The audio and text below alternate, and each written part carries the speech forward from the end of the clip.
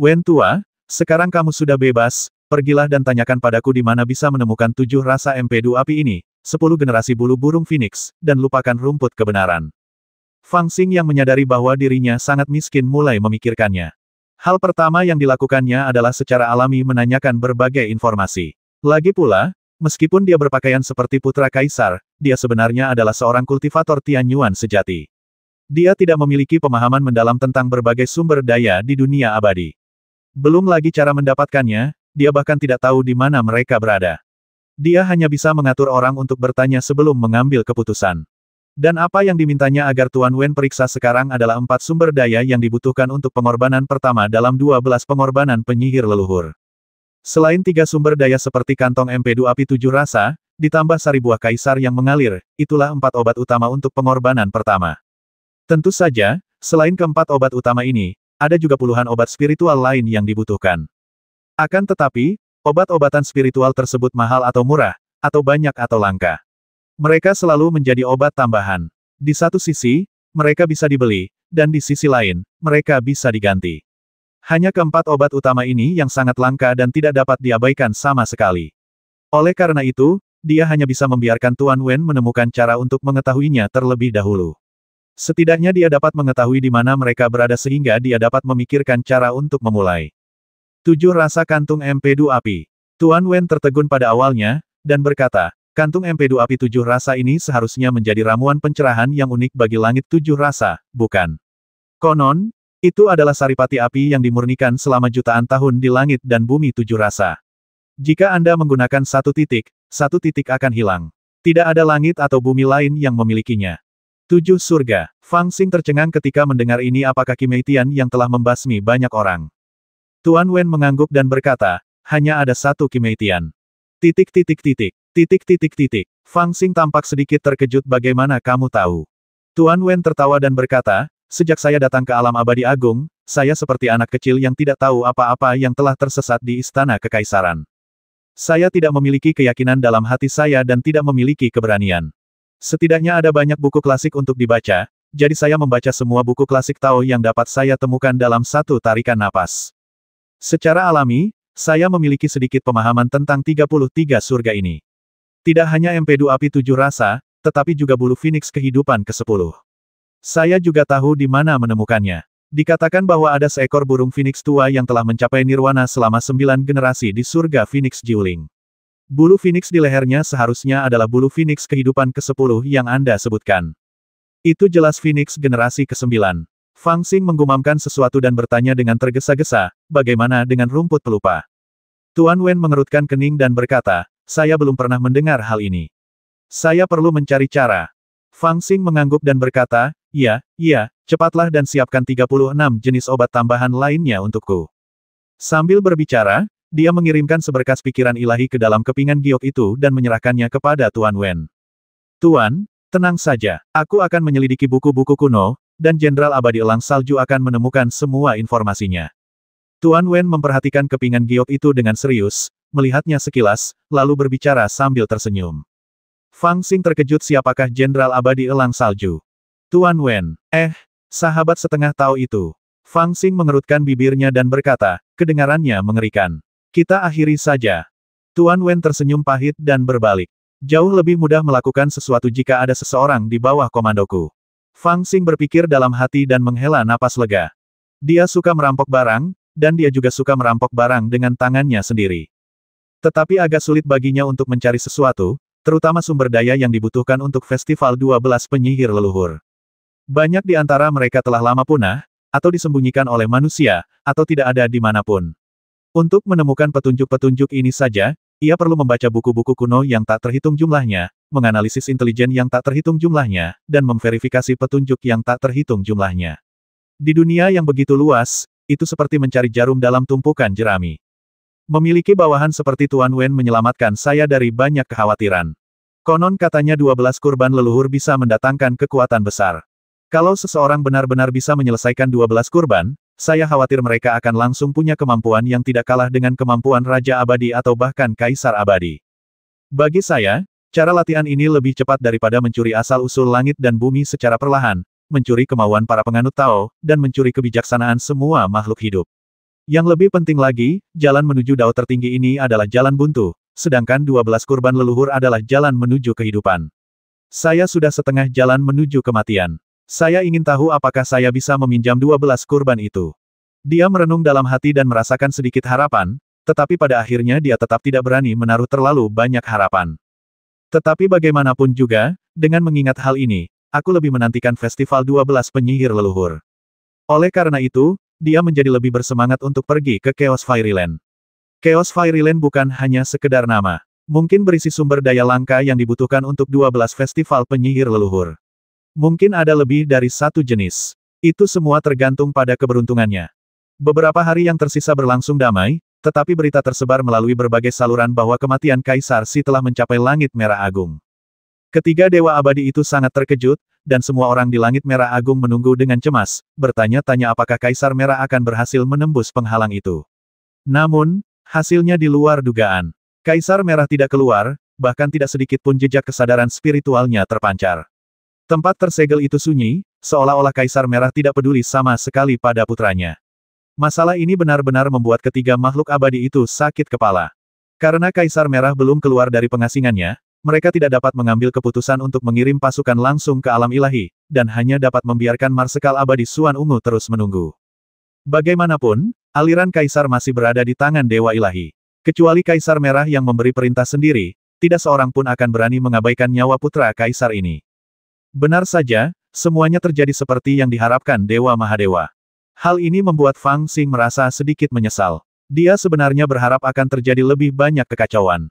Lagi pula, dia cukup tertarik pada Chaos Fairyland saat ini. Semakin kacau keadaannya, semakin mudah baginya untuk mengambil tindakan.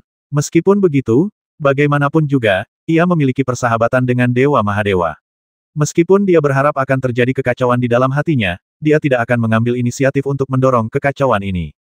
Tidak ada cara lain, dia hanya bisa mengandalkan kemampuannya sendiri dan rencana cadangan yang ditinggalkan Kaisar Si untuk berhadapan dengan dewa-dewa.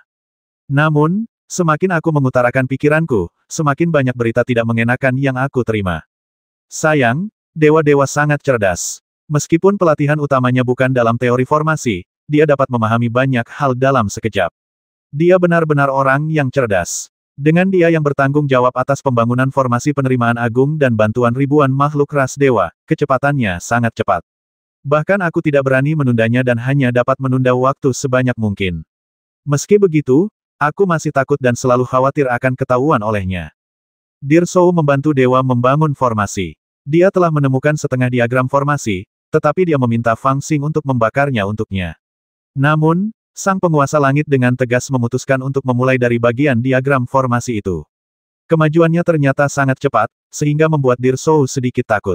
Dia hanya bisa mengeluh kepada Fang Xing setiap beberapa hari ketika dia kembali membaca buku klasik, tetapi sikap yang dia tunjukkan juga sangat tidak berdaya. Jika dia melengkapi formasi dan menggunakan daging dan darah Kaisar Si sebagai pengorbanan, maka begitu Chaos Fairyland muncul, dia akan segera menariknya ke sini. Formasi penerimaan Tian Yuan tidak memiliki darah Kaisar sebagai pengorbanan, jadi bagaimana mungkin formasi itu bisa merebutnya darinya? Dalam hal ini, Chaos Fairyland ada tepat di bawah hidungnya, dan aku tidak bisa mengambil tindakan. Tidak, jika aku melakukan ini, bukankah aku akan berakhir tanpa apa-apa? Ini kerugian besar. Fang Xing tidak dapat menahan perasaan sedikit khawatir, namun dia mengerutkan kening dan tidak dapat berbuat apa-apa. Setelah 2 hari hidup dalam kondisi yang mengkhawatirkan seperti itu, Fang Xing tidak dapat menahan diri untuk tidak mengumpulkan keberaniannya dan diam-diam mengambil keputusan jika benar-benar tidak berhasil, aku akan memikirkan cara lain untuk menimbulkan masalah dan menyebabkan kerugian pada dewa tertinggi. Tetapi jika aku melakukan ini, aku benar-benar akan memutuskan hubungan dengan Lao Ganma. Saat hatinya bimbang, tiba-tiba terlintas sebuah pikiran cemas Xiao Fang Xing, cepatlah kemari. Fang Xing terkejut, dia menunduk menatap tengkorak itu, mengangkat tangannya untuk mengangkatnya, lalu menghilang dalam sekejap. Di dunia kecil saat ini, gadis kecil Cier sedang berdiri dengan cemas di depan kuil, menunggu. Ketika dia melihat Fang Xing masuk, dia melambaikan tangan padanya dengan cemas, dan pada saat yang sama berbalik dan berlari ke kuil, sambil berkata dengan tergesa-gesa si buta kecil dia. Masalah lain, Fang Xing yang sudah agak cemas dan marah mengenai masalah Chaos Fairyland, tak dapat menahan diri untuk tidak mengerutkan kening. Aku berpikir dalam hati, aku bahkan sudah memberinya sebotol jus kaisar yang sangat berharga. Tidak mungkin sesuatu yang salah terjadi secepat ini, kan? Dia tampaknya sudah bangun. Sebelum suara cemas Cier mereda, Fang Xing sudah muncul di kamar tempat gadis kecil buta itu berada. Dia mengerutkan kening dan memandanginya, tetapi diam-diam terkejut. Gadis kecil yang buta itu telah duduk pada saat itu, dengan ekspresi bingung di wajahnya. Separuh tubuhnya telah membusuk seperti kayu. Tangan, kaki dan betisnya ditutupi kulit kayu tebal, bagaikan kayu busuk, tidak ada kehidupan sama sekali. Bahkan pada rambutnya yang acak-acakan, ada kuncup yang layu dan menguning, berdiri, dengan dua mata besar yang tak bernyawa, menatap kosong ke depannya. Apakah kamu mencoba menjual dirimu sendiri? Sambil melirik kuncup bunga yang masih lembut di kepala gadis kecil yang buta itu, Fang Xing tertegun dan berkata sambil tersenyum kecut. Lalu ia mengulurkan tangannya dan menyentuh kening gadis kecil buta itu, mencoba melihat apakah roh peri itu tidak dapat dikunci lagi. Akan tetapi, baru saja telapak tangannya hendak menyentuh kening gadis kecil yang buta itu, yang tengah duduk di tempat tidur dengan pandangan mata sayu, tiba-tiba pandangannya membulat, seakan-akan hidup kembali, lalu dengan kaku ia mengangkat jari-jarinya dan menunjuk ke suatu tempat. Ini dia. Mendengar kalimat yang tidak berarti seperti itu, Fang Xing tertegun dan tangannya berhenti di udara. Dia merasa sedikit terkejut. Gadis kecil buta itu saat ini berada di dunia kecil. Tidak ada apapun di arah yang ditunjuknya. Namun tatapannya yang tegas dan aneh membuat Fang Xing merasakan ketegangan yang tidak dapat dijelaskan. Dia mengerutkan kening dan melihat ke arah yang ditunjuk gadis kecil buta itu. Matanya melintasi dunia kecil dan melihat langit berbintang di luar dunia kecil itu. Di kedalaman langit berbintang yang tak berujung, sekelompok nebula merah muda, seperti kabut tipis, perlahan-lahan turun ke bidang bintang ini, ilusi. Itu, Fang Xing tidak tahu mengapa, tetapi dia merasakan detak jantungnya semakin cepat. Gadis kecil buta itu tiba-tiba menoleh dan menatap Fang Xing sambil menangis. Paman Fang, tolong bawa aku pulang. Suara mendesing. Sesosok bergegas keluar dari dunia kecil, dan kemudian bergegas keluar dari bintang besar tempat Fang Xing dan yang lainnya ditempatkan. Sosok ini tentu saja Fang Xing. Dia menggendong gadis kecil buta itu dalam pelukannya, alisnya berkerut, rambutnya yang hitam panjang bagaikan sutra, dan jubah merahnya berkibar-kibar seperti garis. Dia tidak ragu sedikit pun dan memperlihatkan kekuatan abadinya dengan seluruh kekuatannya. Dia seperti meteor ungu melintasi bidang bintang, dan dengan kekuatan abadi yang dalam, dia dengan cepat menyapu ke ujung langit berbintang. Para dewa dan prajurit abadi yang ditempatkan di bintang-bintang besar semuanya terbangun oleh pemandangan ini. Mereka mendongak ke langit, tetapi melihat bahwa dia telah pergi jauh dalam sekejap, bahkan tanpa sempat menyapa siapapun, dan melarikan diri jauh. Kemana dia pergi? Semua orang merasa sangat terkejut, tetapi tidak ada waktu untuk bertanya. Tetaplah di sini, anakku. Para dewa yang ditempatkan di sekitar bintang besar tempat kelompok Jie Dao berada bahkan lebih terkejut. Banyak sekali orang yang melompat keluar dan berteriak serempak. Namun Fang Xing masih mengabaikan mereka dan langsung menyerbu ke kedalaman ladang bintang. Gerakannya begitu cepat sehingga para dewa tidak mampu menghentikannya. Selain itu, berbeda dengan saat awal mereka mengawasi Kaisar Liu. Semua orang tahu bahwa putra Kaisar ini memiliki hubungan dekat dengan penguasa alam dewa, jadi mereka hanya meninggalkan orang-orang untuk berjaga di sekitarnya, tetapi tidak membentuk formasi besar untuk memenjarakannya, agar tidak dianggap tidak sopan. Namun, karena ini, Fang Xing tidak mengalami kendala apapun saat ia menyerbu ke medan bintang. Hanya dalam satu lompatan, dia telah meninggalkan bintang besar itu dan melarikan diri ke kedalaman langit berbintang. Titik. Ada apa dengan dia? Tentu saja Dewa Mahadewa tidak dapat menyembunyikan gerakan ini. Dia menyadarinya hampir pada saat Fang Xing bergegas keluar dari bintang besar dan memasuki medan bintang. Dia tidak dapat menahan diri untuk tidak mengerutkan kening saat dia dengan hati-hati menyiapkan formasi penerimaan tamu. Dia menoleh untuk melihat Fang Xing, tetapi yang terlihat hanyalah punggungnya. Dengan tingkat kultivasinya, dia dapat mengejarnya, tetapi formasi tersebut telah mencapai momen kritis. Begitu dia melepaskannya, banyak anak tangga yang perlu dibangun kembali. Hal ini membuatnya ragu sejenak, dan dia tidak segera mengambil tindakan untuk menghentikan Fang Xing. Dia menatap Dirsou yang dengan sungguh-sungguh membantunya untuk menekan situasi, dan berpikir dalam hati, mengingat kepribadian anak ini, dia tidak akan meninggalkan orang-orang di sekitarnya di sini dan melarikan diri sendirian. Bawahannya dan yang lainnya semuanya ada di sini, dan sepertinya dia hanya terburu-buru dan tidak tahu harus berbuat apa. Dia seharusnya tidak ingin melarikan diri kembali ke surga Scarlet Agung. Itu tidak akan memengaruhi rencanaku, jadi biarkan dia pergi. Jika aku benar-benar memaksanya untuk tinggal di sini sepanjang waktu, itu tidak akan terlihat bagus. Bagaimanapun, akan ada banyak tempat di mana anak ini akan dibutuhkan di masa depan. Justru karena pikiran-pikiran inilah Fang Xing mampu memasuki langit berbintang tanpa halangan. Kecuali Raja Dewa Tonggu yang khawatir dan mengejar beberapa saat tetapi kembali dengan tangan hampa, tidak ada seorang pun yang menanggapinya dengan serius. Apakah kamu yakin, gadis kecil? Pada saat ini, Fang Xing tidak peduli dengan semua hal ini. Dia hanya ingin memeluk gadis kecil buta itu dan melarikan diri ke kedalaman langit berbintang. Dalam pelukannya, gadis kecil buta itu meringkuk seperti bola, dan tubuhnya menjadi semakin ringan. Dia tidak tampak seperti manusia, melainkan seperti sepotong kayu busuk. Fang Xing curiga jika dia melemparkannya ke air, dia akan mengapung di permukaan. Dalam persepsinya, energi gadis kecil buta itu meletus seperti gunung berapi, dan dia jauh lebih energi. Namun, ini bukanlah energi sungguhan, melainkan kelemahan yang mirip dengan sinar cahaya terakhir. Hidupnya dipertaruhkan. Ia tahu betul, jika ia meninggalkan gadis kecil buta itu begitu saja dan mengabaikannya, kemungkinan besar gadis itu akan mati total dalam waktu dekat. Dan inilah alasannya mengapa dia begitu mendesak. Itu pasti ada. Wajah gadis kecil yang buta itu memerah karena rona yang tidak sehat. Dia sangat takut pada cuaca dingin dan tidak tahan dengan dinginnya langit berbintang. Dia dilindungi oleh aura yang terpancar dari Fang Xing. Dia menatapnya dengan mata terbuka lebar, seolah-olah dia akan pingsan kapan saja, tetapi dia berusaha sekuat tenaga untuk bertahan, menatap lurus ke depan, dan berbisik. Rumahku, aku yakin itu di sana. Fang Xing berkata dengan suara yang dalam, apakah kamu yakin bisa menyelamatkan hidupmu di sana?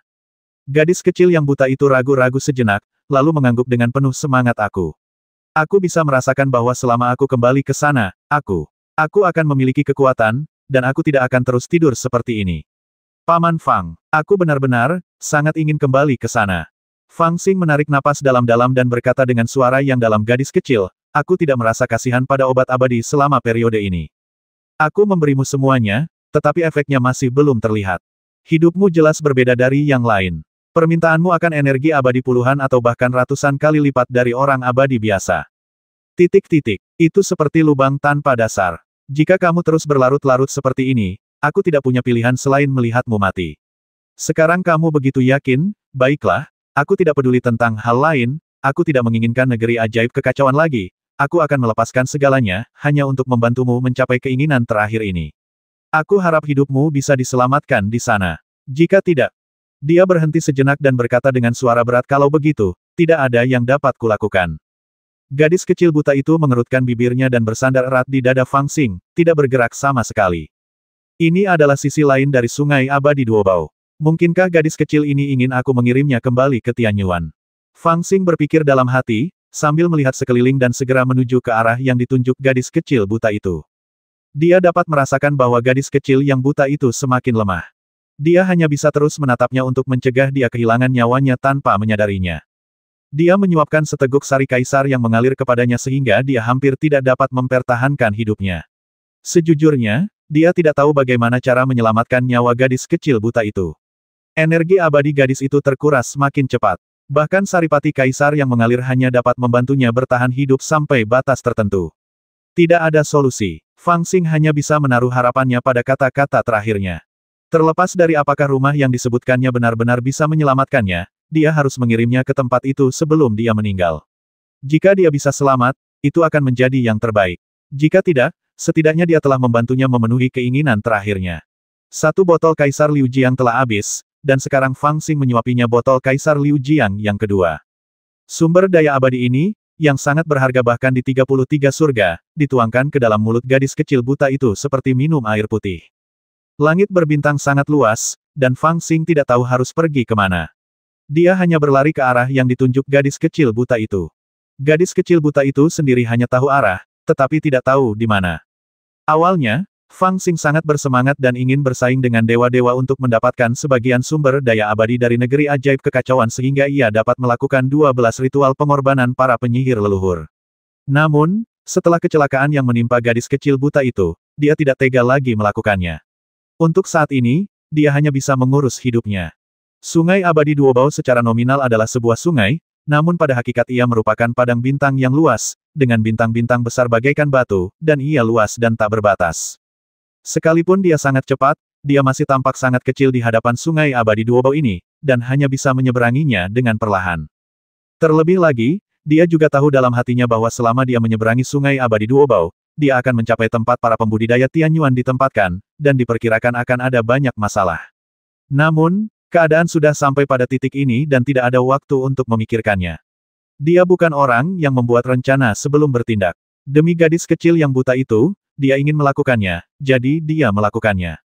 Fang Xing butuh beberapa hari untuk sampai di sana, dan dia merasa sudah semakin dekat dengan tepi sungai Peri Duobao, tetapi dia belum mencapai rumah yang disebutkan gadis kecil buta itu. Ketika dia bertanya padanya, dia hanya bisa memastikan bahwa tempat itu ada di depan, tetapi tidak bisa memberitahukan di mana tepatnya tempat itu. Botol terakhir darah kaisar sudah ada di sini. Fang Xing melihat wajah pucat gadis kecil buta itu dan mendesah dalam hati. Ini adalah botol terakhir jus kaisar yang mengalir ke tubuhnya, tetapi dia belum sampai ke tempat yang disebutkan gadis kecil buta itu, jadi dia hanya bisa menggunakan benda ini untuk membantunya memperpanjang hidupnya. Lagi pula, pada titik ini, obat abadi lainnya untuk pencerahan tidak akan berpengaruh. Tetapi bagaimanapun juga, ini adalah sari buah kaisar, dan bahkan ketika Fang Xing ingin memberikannya kepada gadis kecil buta itu, dia tidak dapat menahan keraguan. Lagi pula, tanpa sari kaisar yang mengalir, obat utama yang dibutuhkan untuk ritual penyihir pertama tidak akan ada, yang merupakan kerugian besar. Lupakan saja, kita sudah di sini. Mengapa kita harus menghargai hal-hal kecil ini? Namun akhirnya dia tetap mendesah dan menyuapkan cairan itu ke dalam mulut gadis kecil buta itu. Kemudian dia menunduk menatapnya dan berkata sambil tersenyum kecut, "Gadis kecil, jika kau tidak sampai ke tempat itu, aku, Tuan Fang, tidak tahu bagaimana caranya membantumu bertahan hidup." Gadis kecil buta itu menelan tetes terakhir sari kaisar dalam botol dan berusaha keras untuk membuka matanya. Pada saat ini, dia jelas berada di ambang hidup dan mati. Bahkan matanya pun sedikit sayu, seolah-olah dia hanya bisa membuka matanya dengan bantuan efek magis dari sari kaisar. Tetapi saat ini, dia menatap wajah Fang Xing, tersenyum dengan susah payah, lalu berusaha mengangkat tangannya dan menunjuk ke depan. Fang Xing sangat terkejut dan cepat-cepat melihat sekelilingnya, wajahnya penuh kebingungan. Sekarang dia berada di Sungai Abadi Duobao, pada jarak tertentu dari kedua tepian. Lingkungan sekitarnya gersang. Selain beberapa bintang mati, tidak ada lagi yang bisa dilihat. Itu tidak tampak seperti rumah yang disebutkan oleh gadis kecil buta itu. Hal ini membuat Fang Xing merasa berat di hatinya. Ia berpikir dalam hatinya, mungkinkah gadis kecil ini sudah gila? Di sana, tetapi gadis kecil yang buta itu tetap menunjuk ke suatu tempat di mana tidak ada apa-apa dan dengan keras kepala bersikeras untuk pergi ke sana. Fang Xing mendesah diam-diam dalam hatinya dan berjalan beberapa langkah ke arahnya. Masih belum ada apa-apa, Fang Xing sangat yakin akan hal itu. Tetapi pada saat ini, gadis kecil buta itu mengangkat tangannya dengan kuat dan menunjuk ke depan. Pada saat ini, sebuah pemandangan aneh muncul. Di langit berbintang yang kosong, riak-riak tiba-tiba muncul saat dia mengarahkan jarinya. Seolah-olah mimpi itu hancur, dan keberadaan nyata yang tersembunyi di balik penampilan yang kosong mulai muncul. Di bawah riak-riak itu, benua yang pecah perlahan-lahan tampak, dan aroma bunga-bunga aneh juga tercium di wajahnya. Fang Xing membuka matanya lebar-lebar dan melihat ke bawah, dan melihat sebuah benua yang penuh dengan bunga-bunga dan tanaman eksotis, mata air spiritual dan air terjun tepat di bawah kakinya, bagaikan ilusi. Gadis kecil yang buta itu menunjuk jarinya dan kemudian dia kehilangan seluruh kekuatannya. Dia mencondongkan tubuh ke lengan Fang Xing dan berbicara dengan lemah. "Paman Fang, tolong kirim aku kembali. Ini." Fang Xing tampak ragu-ragu dan sangat gugup. Dia menggendong gadis kecil buta itu di tangannya dan melangkah maju dengan bodohnya. Ada banyak sekali batasan dan formasi yang rusak di sekitar benua aneh itu, lapis demi lapis, seperti pagar yang mengelilingi benua itu. Mengingat banyaknya batasan dan kekuatan formasi yang rusak, bahkan jika seorang Daluo Jinxian datang, akan sulit untuk masuk. Namun sekarang Fang Xing menggendong gadis kecil buta itu di tangannya, dan dia berjalan masuk dengan wajar. Semua formasi dan batasan yang rusak dipisahkan di kedua sisi seperti air laut, meninggalkan jalan. Rasanya seperti Fang Xing telah memasuki laut dengan manik-manik anti-air di tangannya. Adegan ajaib ini membuat Fang Xing merasakan kejutan yang tak terlukiskan. Ketika dia akhirnya perlahan turun ke tanah, melihat bunga-bunga dan tanaman eksotis di mana-mana, dan bahkan menyentuh kenyataan, keterkejutan Fang Xing menjadi semakin kuat. Matanya menjadi sedikit aneh, lalu dia menegakkan tubuh dan menatap kosong ke depan.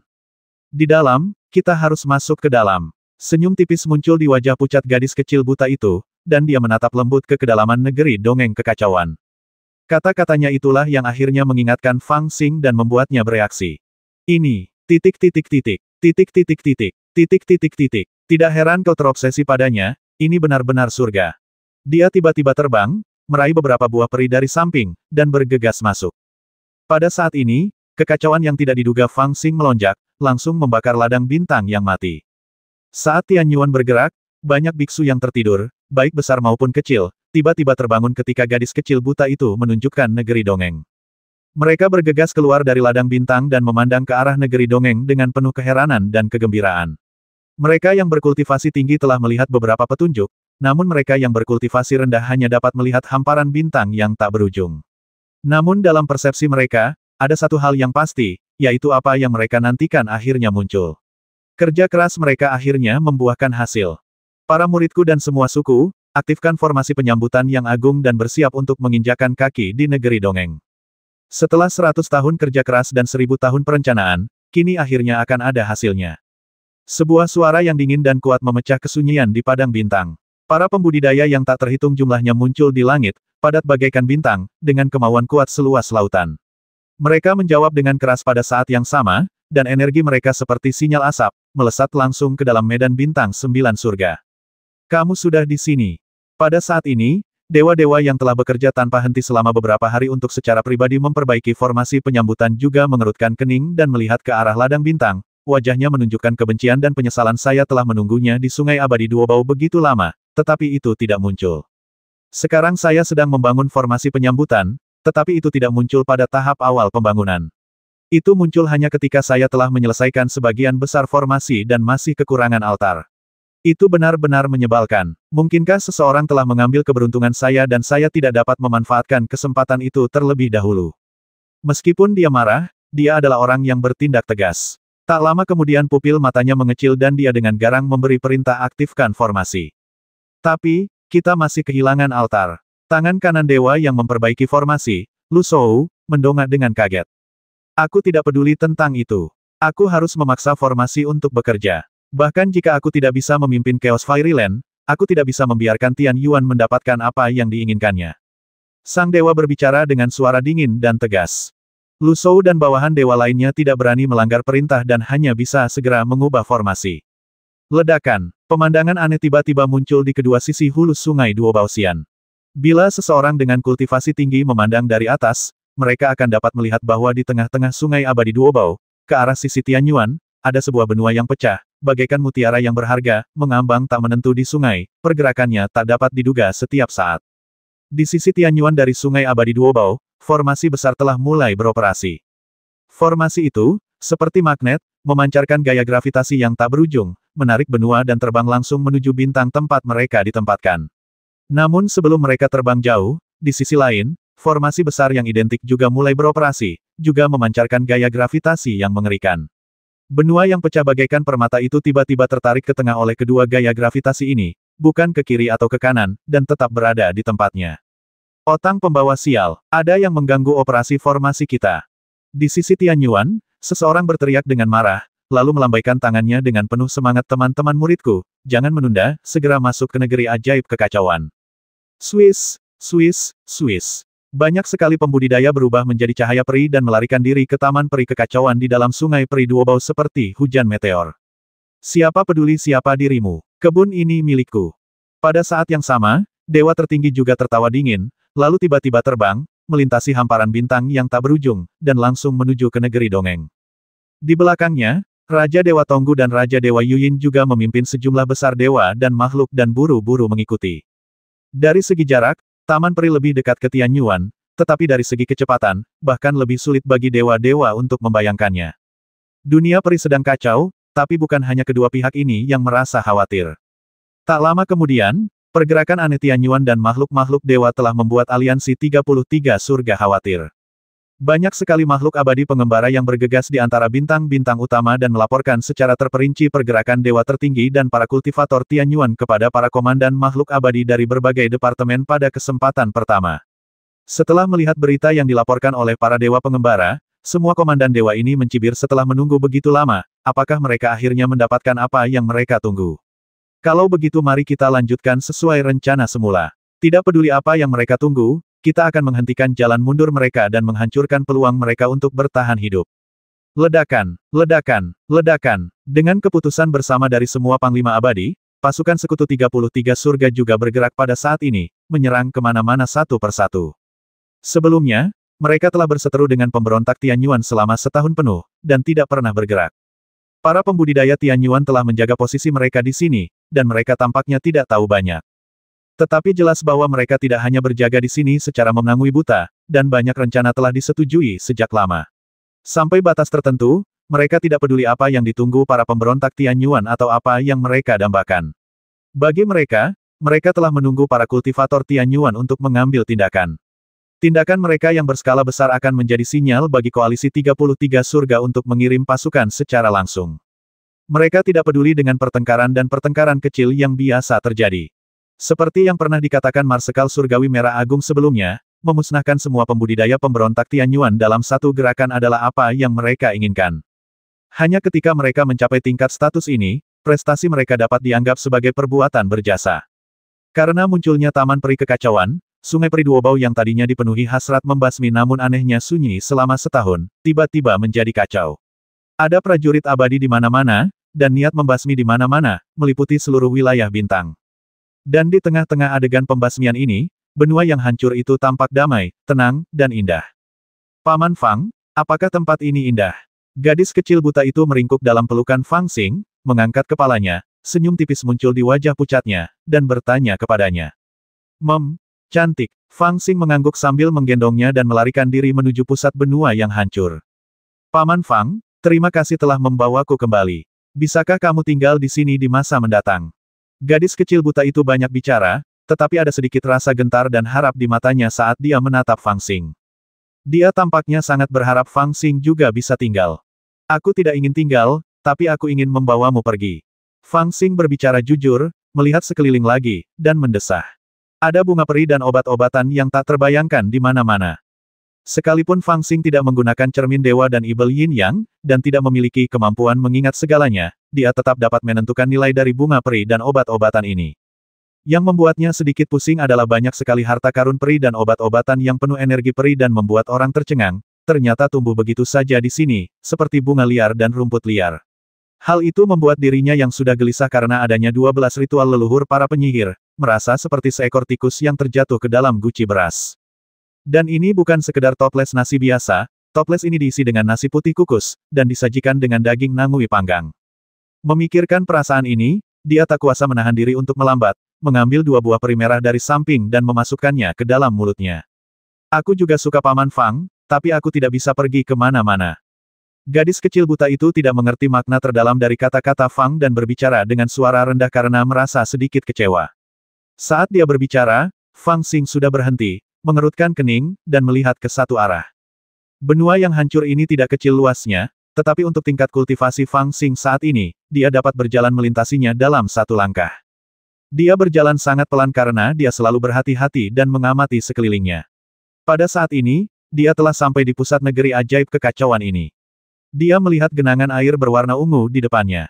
Dia tidak tahu jenis cairan berharga apa yang ada di dalamnya. Airnya bening seperti mata air, tapi ada sedikit warna ungu yang mengambang di airnya. Hanya dengan mengendusnya saja, ia dapat merasakan bahwa itu adalah udara ungu murni dari timur. Udara ungu jenis ini adalah udara peri yang paling murni. Di tengah kolam terdapat altar dari tanah hitam, dan di tengah altar tersebut terdapat tunggul pohon kecil yang patah. Meskipun kelihatannya seperti telah patah selama bertahun-tahun, penampang tunggulnya masih segar, dengan cairan yang mengalir keluar ke dalam kolam. Paman Fang, bisakah kau mengantarku ke sana? Gadis kecil buta itu memandang ke arah kolam dan tunggul pohon, matanya dipenuhi dengan hasrat yang kuat. Fang Xing mengangguk, tampaknya telah menebak banyak hal. Ia menggendong gadis kecil buta itu di tangannya, mengerahkan kekuatan lembut dengan tangannya, dan kemudian, dengan aliran kekuatan magis, ia mengangkatnya dan mengirimnya ke dalam kolam. Gadis kecil buta itu mendarat di tiang kayu dengan tubuhnya yang ringan. Karena dia telah berbaring di tempat tidur dan dirawat oleh Cier, dia tidak mengenakan sepatu, dan kedua kakinya yang putih terbuka. Ketika kakinya menginjak penampang tiang kayu, tiba-tiba terjadi sedikit perubahan. Suatu jenis kekuatan yang menembus kayu mengalir dari telapak kakinya ke seluruh tubuh gadis kecil buta itu, seolah-olah mereka telah menyatu menjadi satu. Rok itu jatuh dan tersebar di altar, dan tubuh gadis kecil buta yang kurus namun pucat itu mempercepat transformasi kayu pada saat ini, tetapi itu bukan pembusukan sebelumnya, tetapi sejenis kayu kristal. Bahkan kayu yang sebelumnya kehilangan kilau dan kelembapannya, kini kembali mendapatkan vitalitasnya. Tubuh kurus itu berubah menjadi batang pohon ramping yang dapat dipegang dengan satu tangan. Rambut hitamnya beterbangan saat ini, menutupi seluruh tubuh, dan berubah menjadi kulit kayu ungu yang teanisir dengan jelas. Di atas kepala, cabang-cabang dan daun-daun tumbuh, bertunas, dan sedikit demi sedikit, kuncup-kuncup yang lembut dan manis bermekaran di cabang-cabang, sedikit hijau lembut. Kultivasi Fang Xing sekarang sudah berada di level teratas, tapi dia masih sedikit terkejut dengan pemandangan fantastis di hadapannya. Melihat gadis kecil buta itu yang telah menjelma menjadi sebatang pohon kecil dengan kayu berwarna ungu dan daun berwarna hijau, dia menatapnya dengan mata terbuka lebar, bahkan tidak berkedip, dan benar-benar terpesona. Sebuah pohon kecil tumbuh lagi di altar. Meski pohon itu tampak agak lemah, dengan kemunculannya kembali, taman peri ini tiba-tiba mengalami perubahan seperti mimpi. Di dalam kolam di bawah altar, gumpalan udara peri ungu yang halus, seolah dipanggil oleh sesuatu, terbenam dalam air kolam, dan mengalir menuju pohon kecil, memasuki batang pohon lalu ke dahan-dahan, menyebabkan kuncup-kuncup yang lembut tumbuh lebih cepat, dan bahkan daun-daun yang lengkap mulai bermunculan. Tepat saat daun pertama terbuka sepenuhnya, cahaya putih redup muncul dari daun dan memasuki udara di atas benua, membuatnya tampak seolah-olah ada sesuatu yang ekstra di benua itu. Ketika Fang Xing pertama kali memasuki benua ini, dia telah menemukan bahwa meskipun benua ini tampak seperti negeri dongeng dengan bunga-bunga dan tanaman eksotis di mana-mana, vitalitasnya hampir layu. Melihat bunga-bunga eksotis dan buah-buahan di tanah bagaikan melihat obat-obatan spiritual yang telah dipetik sejak lama. Roh peri masih ada di sana, tetapi mereka hampir mati. Vitalitasnya berangsur-angsur mati dan yang ada hanyalah kemakmuran yang dangkal. Namun saat ini, kecemerlangan pada daun-daun putih itu muncul, yang tampaknya membawa banyak vitalitas ke benua yang rusak ini dengan vitalitas yang telah punah. Pada saat ini, cabang-cabang dan daun-daun obat mujarab yang layu tak terhitung jumlahnya menjulur keluar, kuncup-kuncup bunga yang layu tak terhitung jumlahnya menjadi hidup dan berkembang, buah-buahan yang terkulai tak terhitung jumlahnya secara bertahap menjadi penuh dan mengangkat kepalanya, aroma bunga menjadi beberapa kali lebih kuat, dan benua yang hancur itu penuh dengan vitalitas lagi. Meski masih tampak seperti pemandangan yang subur, tempat itu sudah jelas berubah menjadi sesuatu yang lain. Pohon harta karun Grand Void. Fang Xing menyaksikan semua ini, merasakan perubahan di sekelilingnya. Setelah waktu yang tidak diketahui, akhirnya dia berbicara pelan. Dia telah mendengar tentang pohon harta karun Taixu, dan setelah mendengar tentang tujuan dewa-dewa dan Tianyuan, dia pergi ke Bayi Taixu untuk mencari tahu lebih banyak. Justru karena dia telah mendengar hal-hal itulah, dia selalu mencurigai adanya hubungan antara gadis kecil buta itu, Raja Abadi Taixu, dan pohon harta karun Taixu. Namun, semua ini terlalu aneh, jadi dia tidak berani mempercayainya. Baru pada saat inilah dia akhirnya memastikan fakta itu dalam hatinya. Selain pohon harta karun Taixu, siapa lagi yang dapat membawa kehidupan baru ke benua ini? Bagaimanapun, ini hanyalah benua yang rusak. Ia telah kehilangan kehendak surga dan vitalitasnya. Tempat ini lebih mirip gudang obat-obatan dibanding taman peri. Ramuan-ramuan ini masih hidup hanya karena sifatnya yang luar biasa. Bahkan di lingkungan yang paling keras sekalipun, mereka dapat mempertahankan sedikit vitalitas hingga energi abadi dalam tubuh habis dikonsumsi. Tetapi setelah gadis kecil buta itu berubah menjadi pohon lagi dan tumbuh di kolam air, benua ini mulai memiliki vitalitas yang nyata, dan bahkan perasaan kehidupan yang tak berujung. Dalam beberapa hal, ini bahkan bertentangan dengan akal sehat. Karena dari sudut pandang ini, bukankah semua ramuan ajaib itu akan dapat tumbuh tanpa henti di tempat gadis kecil buta itu berada? Dia baru saja menumbuhkan 2 atau 3 tunas baru. Jika kita menunggu hingga pohonnya tumbuh subur, betapa menakjubkannya taman peri ini. Melalui ini, Fang Xing telah memikirkan upaya besar yang dilakukan oleh Raja Abadi Taixu. 33 surga yang luas, bahkan termasuk penguasa segala dewa dan tetua misterius di belakang para kultivator Tianyuan, mungkin semuanya mengetahui tujuan awal dari Raja Abadi Taixu. Dia memikirkan tentang kurangnya sumber daya antara langit dan bumi, dan perselisihan pun muncul. Oleh karena itu, ia mencoba menggunakan hati manusia untuk menebus hati surga dan mengolah obat abadi yang cukup untuk dibagikan kepada semua makhluk abadi. Ini sendiri merupakan tugas yang kedengarannya mustahil untuk diselesaikan, karena pengobatan abadi merupakan anugerah dari surga, yang lahir dan tumbuh di alam. Sekalipun seorang abadi memiliki tingkat kultivasi yang tinggi, secara teori mustahil untuk menggantikan langit dan bumi serta mengolah pengobatan abadi. Namun dia tetap melakukannya, menggunakan segala cara yang dimilikinya untuk mengumpulkan hampir semua jenis ramuan di 33 surga pada saat itu, dan bahkan di alam abadi kecil di sekitarnya, dan memindahkan semuanya ke Taman Abadi Taixu yang terkenal di dunia, tempat dia menyajikannya dengan hati-hati. Hal ini juga didukung oleh hampir semua dewa abadi saat itu. Bahkan keluarga dan sekte yang paling pelit pun harus mengambil satu atau dua ramuan yang mereka hargai sebagai nyawa mereka dan memberikannya kepadanya, jika tidak mereka akan menjadi sasaran semua Raja Abadi.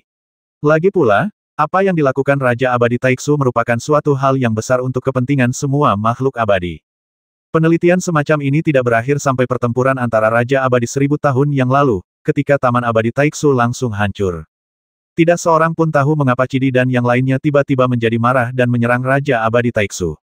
Yang mereka tahu hanyalah bahwa serangan mereka akhirnya menghancurkan rencana Raja Abadi Taiksu. Sejak saat itu, tidak seorang pun dapat mengetahui apakah Raja Abadi Taiksu berhasil atau tidak. Pada saat ini, Fang Xing berpikir bahwa Raja Abadi Taiksu seharusnya berhasil. Dia tidak tahu metode apa yang dia gunakan, tetapi dia benar-benar menemukan, atau membudidayakan, pohon peri seperti pohon harta karun Taiksu. Menurut Fang Xing, pohon peri ini bukanlah obat peri, karena tidak memiliki ciri-ciri obat peri, dan tidak memberikan manfaat langsung bagi praktisi, tetapi memiliki fungsi yang tak terbayangkan dan berharga, yaitu menghasilkan cahaya putih semacam itu, dan cahaya semacam itu secara mengejutkan dapat meningkatkan pertumbuhan obat peri lain di sekitarnya.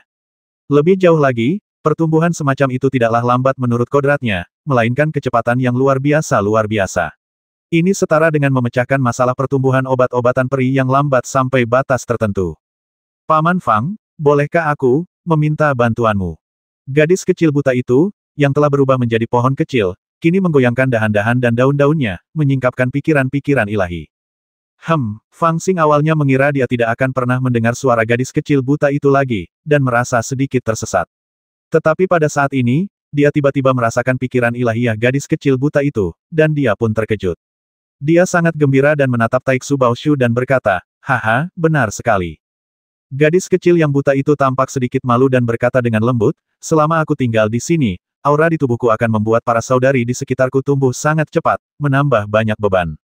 Dulu, adalah dewa yang baik hati itu yang membantu mereka memangkas dan mengurangi beban mereka, tetapi sekarang, dewa yang baik hati itu telah pergi, dan tidak ada seorang pun yang merawat para saudari itu."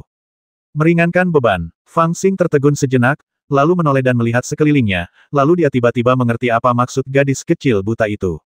Beban-beban yang disebut itu ternyata adalah obat-obatan abadi di sekitarnya yang tumbuh terlalu cepat, dan cabang-cabang tambahan, daun-daun, buah-buahan, dan beberapa rimpang yang membengkak. Karena tumbuh terlalu cepat, cabang dan daun secara alami tumbuh terlalu cepat, dan buahnya matang dengan cepat. Rimpang yang menggembung itu semuanya merupakan beban. Cabang dan daun tumbuh terlalu cepat, seperti rambut dan lemak manusia. Buahnya matang terlalu cepat, bagaikan hasrat manusia yang tak tahu harus dilampiaskan kemana. Buahnya matang tetapi tidak jatuh, dan perlahan-lahan layu, yang lebih mirip dengan kelahiran mati. Rimpang yang menggembung itu bagaikan orang yang menderita suatu penyakit. Beban-beban ini membuat mereka sengsara dan membutuhkan seseorang untuk mengurus mereka, jadi mereka berterima kasih kepada orang-orang yang meringankan beban-beban ini bagi mereka. Akan tetapi, mereka tidak pernah membayangkan bahwa beban-beban ini adalah ramuan ajaib yang sangat didambakan para makhluk abadi. Gadis kecil buta itu dengan hati-hati meminta bantuan Fang Xing, tetapi dia tidak tahu bahwa bantuan ini adalah kesempatan besar. Tentu saja ada perbedaan dalam keindahan semacam ini.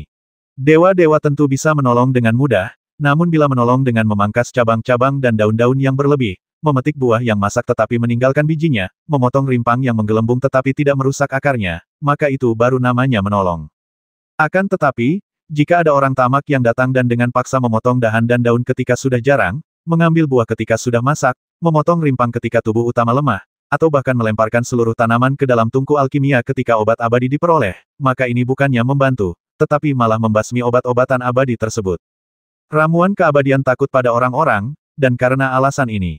Oh, yang ini. Setelah Fang Xing bereaksi, dia menghela napas dalam-dalam dan berkata, "Sebenarnya, aku juga, orang yang sangat baik, jadi meskipun permintaanmu menyulitkanku dan akan menunda latihanku, aku tetap memutuskan untuk membantumu." Fang Xing berkata dengan sungguh-sungguh, melambaikan tangannya dan dengan tegas berkata bahkan demi kamu, aku akan selalu membantumu di masa depan. Gemerincing. Setelah kata-kata itu diucapkan, tanaman-tanaman abadi di sekitarnya menggoyangkan dahan dan daunnya secara bersamaan, seolah-olah sedang bersorak. Hehehehe. Fang Xing menggosok tangannya dan berjalan menuju obat abadi terdekat. Dokter Fang sudah datang. Apakah Anda sudah siap? Melihat panen besar sudah di depan mata, Fang Xing tiba-tiba mendengar teriakan dingin di telinganya, "Beraninya kau?" Siapa yang bicara? Fang Xing terkejut dan melihat sekelilingnya, tetapi tidak melihat seorang pun. Berani sekali kau berani berbohong padaku. Suara itu terdengar lagi. Itu suara seorang wanita, dan ada kemarahan yang tak berujung dalam suaranya. Siapa yang bicara? Keluar. Fang Xing bahkan lebih ketakutan. Suaranya terdengar familiar, tetapi dia telah menipu banyak orang sebelumnya sehingga dia tidak tahu siapa dia. Tentu saja aku akan keluar untuk membasmimu. Pada saat ini, suara marah itu terdengar lagi, seperti letusan gunung berapi. Pada saat ini, Fang Xing tiba-tiba teringat suatu masalah. Wajahnya berubah drastis dan keringat dingin menetes. Sial, lupakan saja wanita jalang itu. Fang Xing juga terkejut ketika mendengar suara itu. Tiba-tiba, seseorang muncul. Suara itu tidak datang dari benua yang hancur ini, tetapi dari lubuk hatinya sendiri. Di dunia kesadaran, dia segera menahan kesadarannya dan melihat bahwa di dunia kesadaran, sebuah sitar kuno terbang ke udara, memainkan suara yang mengejutkan dan cemerlang. Senar sitar bergerak otomatis, dan suara wanita yang marah pun terdengar. Tak lain dan tak bukan adalah Raja Abadi Kingxi. Sampai sekarang, Fang Xing masih belum tahu apa hubungan antara Raja Abadi Kingxi dan gadis kecil buta itu, tetapi yang pasti adalah bahwa Raja Abadi Kingxi telah menyatu dengan gadis kecil buta itu sampai batas tertentu. Ketika dia terbangun suatu kali, dia meminjam tubuh gadis kecil buta itu, dan sekarang, transformasi gadis kecil buta itu menjadi pohon harta karun Taiksu tampaknya telah membuatnya khawatir. Lebih buruknya lagi, hal itu membuatnya marah. Sekarang dia telah terbangun lagi dan telah memahami keseluruhan cerita. Dalam rencananya, Fang Xing harus mengikuti instruksinya dan mengirim gadis kecil buta dan pena abadi penyeberangan kembali ke Tianyuan.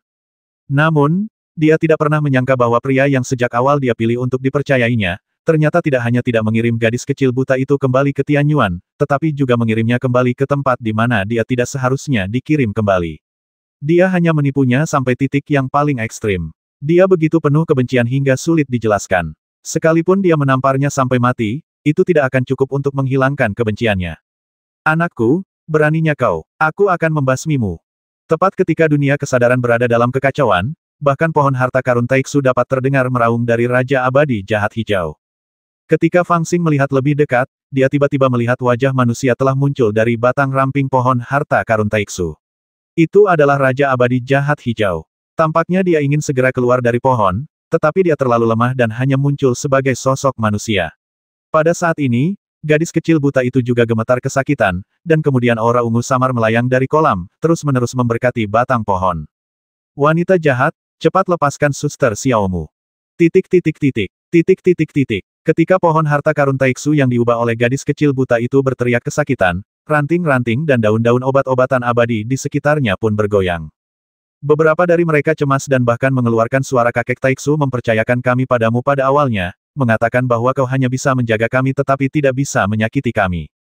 Namun, untuk bisa terlahir kembali, kau mengabaikan janjimu kepada kakek Taiksu dan hal pertama yang kau lakukan adalah membasmi kakak Xiaomu. Sekarang setelah kakak Xiaomu terlahir kembali, kau masih menolak untuk memaafkannya. Kakek Taiksu pasti tidak akan membiarkanmu pergi jika dia tahu. Pergilah sekarang. Semua ramuan ini melepaskan pikiran ilahi yang lemah, yang sulit dideteksi. Tetapi Fang Xing memiliki kultivasi yang luar biasa dan persepsi yang tajam, dan setelah menganalisis secara saksama, dia mampu membedakan kata-kata yang lengkap. Sampai sekarang, dia memiliki pemahaman umum tentang beberapa hal yang terjadi setelah Raja Abadi Taiksu menghancurkan Taman Peri Kekacauan. Tampaknya meskipun dalam legenda, Raja Abadi Taiksu putus asa dan lebih baik mati daripada hidup dalam kehinaan, dan menghancurkan Taman Peri Kekacauan, mengakibatkan pecahan-pecahan Taman Peri Kekacauan yang tak terhitung jumlahnya beterbangan di seluruh bidang bintang dan menjadi sulit dipahami, tetapi ini hanya sebagian dari kebenaran. Faktanya, Raja Abadi Taiksu memang membuat beberapa pengaturan. Dia pertama-tama menyebarkan sejumlah besar jimat hijau penciptaan untuk menemukan penerus bagi dirinya, dan menggunakan Taman Peri Kekacauan yang tersebar sebagai ibu kota pertumbuhan mereka. Selain itu, dia memberikan Taman Peri yang paling penting, yang memiliki bagian dari pohon harta karun Taiksu, kepada Raja Peri Kingxi melalui beberapa metode, atau dia membuat tanda tertentu di atasnya untuk membimbing Raja Peri Kingxi menemukannya. Tujuannya juga adalah agar Raja Peri Kingxi terus merawat pohon harta karun Taiksu di Taman Peri Kekacauan. Namun, dia tidak menyangka bahwa Raja Peri Kingxi tidak bertindak sesuai dengan niat awalnya. Setelah menemukan Taman Peri Kekacauan, dia segera menebang pohon harta karun Taiksu dan menempatkan roh aslinya di sana. Dan tujuannya adalah untuk membangkitkan dirinya sendiri. Pohon harta karun Taiksu benar-benar memiliki kekuatan ajaib yang mampu membangkitkan Raja Abadi. Jika itu benar, dalam ingatan gadis kecil buta itu, Raja Abadi Taiksu pernah berpikir untuk menghancurkannya. Mungkin dia tidak ingin menghancurkannya, tetapi Raja Abadi Taiksu ingin meminjam kekuatannya untuk dilahirkan kembali saat dia sekarat, tetapi pada akhirnya dia berubah pikiran. Jiwa sejati Raja Abadi Kingxi yang disegel di pohon harta karun Taiksu berjuang tanpa henti, namun jelas terlalu lemah untuk keluar. Namun, di bawah kegilaannya, sitar kuno di dunia kesadaran Fang Xing mulai berdentang dan berdenting, dan 5 melodi yang sangat jelas muncul. Mereka seperti 5 naga tak kasat mata, terbang liar di dunia kesadaran Fang Xing, seolah berusaha melepaskan diri. Tetapi bagaimanapun juga, dunia kesadaran dan dunia luar adalah dua dunia yang sepenuhnya berbeda, jadi bagaimana mereka bisa keluar? Ya, tubuh gadis kecil buta itu mengandung jejak roh sejati Raja Abadi Jahat Hijau, dan sitar kuno. Pada saat ini, Fang Xing menyadari sesuatu, 5 kekuatan terkuat yang harus disegel adalah miliknya. Baru pada saat inilah dia akhirnya memahami hubungan antara Raja Abadi Kingxi, gadis kecil buta, dan Guqin. Jiwa sejati Raja Abadi Kingxi tersegel di lautan kesadaran gadis kecil buta itu bersama dengan pena penyeberangan abadi, namun itu hanyalah seberkas terakhir jiwanya yang murni yang tersisa. Tanpa tubuh fisik, jiwanya tidak dapat menahan kekuatan aslinya, jadi dia menyegel 5 kekuatan terkuat dari seluruh kultivasinya di dalam Guqin. Karena alasan inilah, ketika dia terbangun dan ingin bertindak, dia perlu memegang Guqin. Sebab, hanya dengan cara inilah, ketika dia terbangun, dia akan memiliki kekuatan dahsyat untuk digunakan. Dan inilah alasan mengapa dia bersusah payah untuk terlahir kembali dengan bantuan pohon harta karun Taiksu. Kalau saja dia bereinkarnasi dengan cara biasa, dia pasti sudah masuk ke dalam siklus reinkarnasi dan ketika terbangun dia akan menjadi manusia biasa pula. Namun dengan menggunakan metode ini, dia dapat mempertahankan kekuatannya sendiri. Tapi sekarang, Guqin berada di dunia kesadaran Fang Xing, tetapi roh aslinya ada di tubuh gadis kecil buta itu. Gadis kecil buta itu berubah menjadi pohon kuno, yang sama saja dengan menyegelnya di dalam pohon kuno.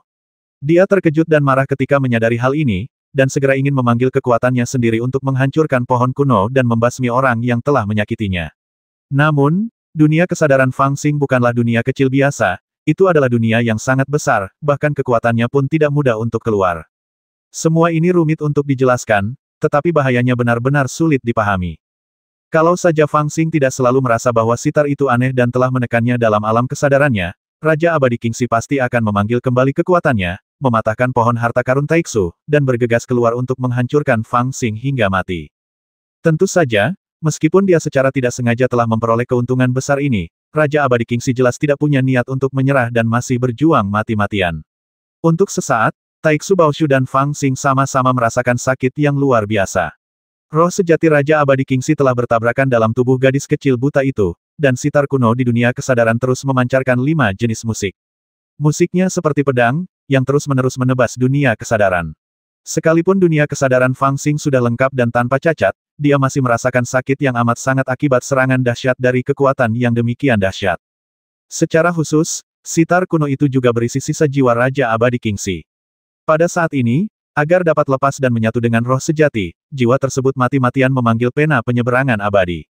Pena penyeberangan abadi, yang disembunyikan di dunia kesadaran Fang Xing dan ditekan di Gunung Fengchan di dalam dunia kesadaran, telah menghancurkan Gunung Fengchan di bawah panggilan ini, terbang keluar, dan menyerbu menuju sitar kuno dari jauh. Sial, kau ingin memberontak. Menghadapi perubahan yang sangat mendadak ini, Fang Xing sangat terkejut dan marah.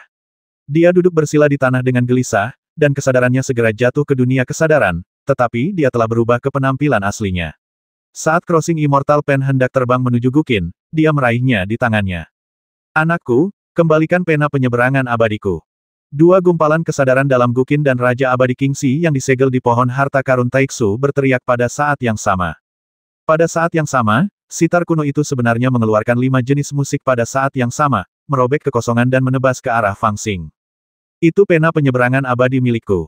Fang Xing tiba-tiba menjadi kejam dan mengayunkan kuasnya, melukis beberapa sapuan di udara. Sua, sua, sua.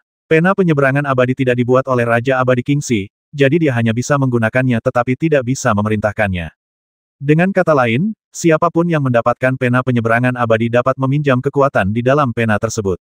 Meskipun Fang Xing sekarang berada di depan Raja Abadi Kingxi, dia masih mengandalkan pena untuk mengerahkan semua kekuatan di dalam wilayah kesadarannya, dan langsung mewujudkan 5 gunung di depannya untuk menahan 5 suara piano. Aku adalah Raja Abadi Kingxi, yang telah menguasai dunia dan tidak kalah dengan siapapun. Siapa kau yang berani menentangku?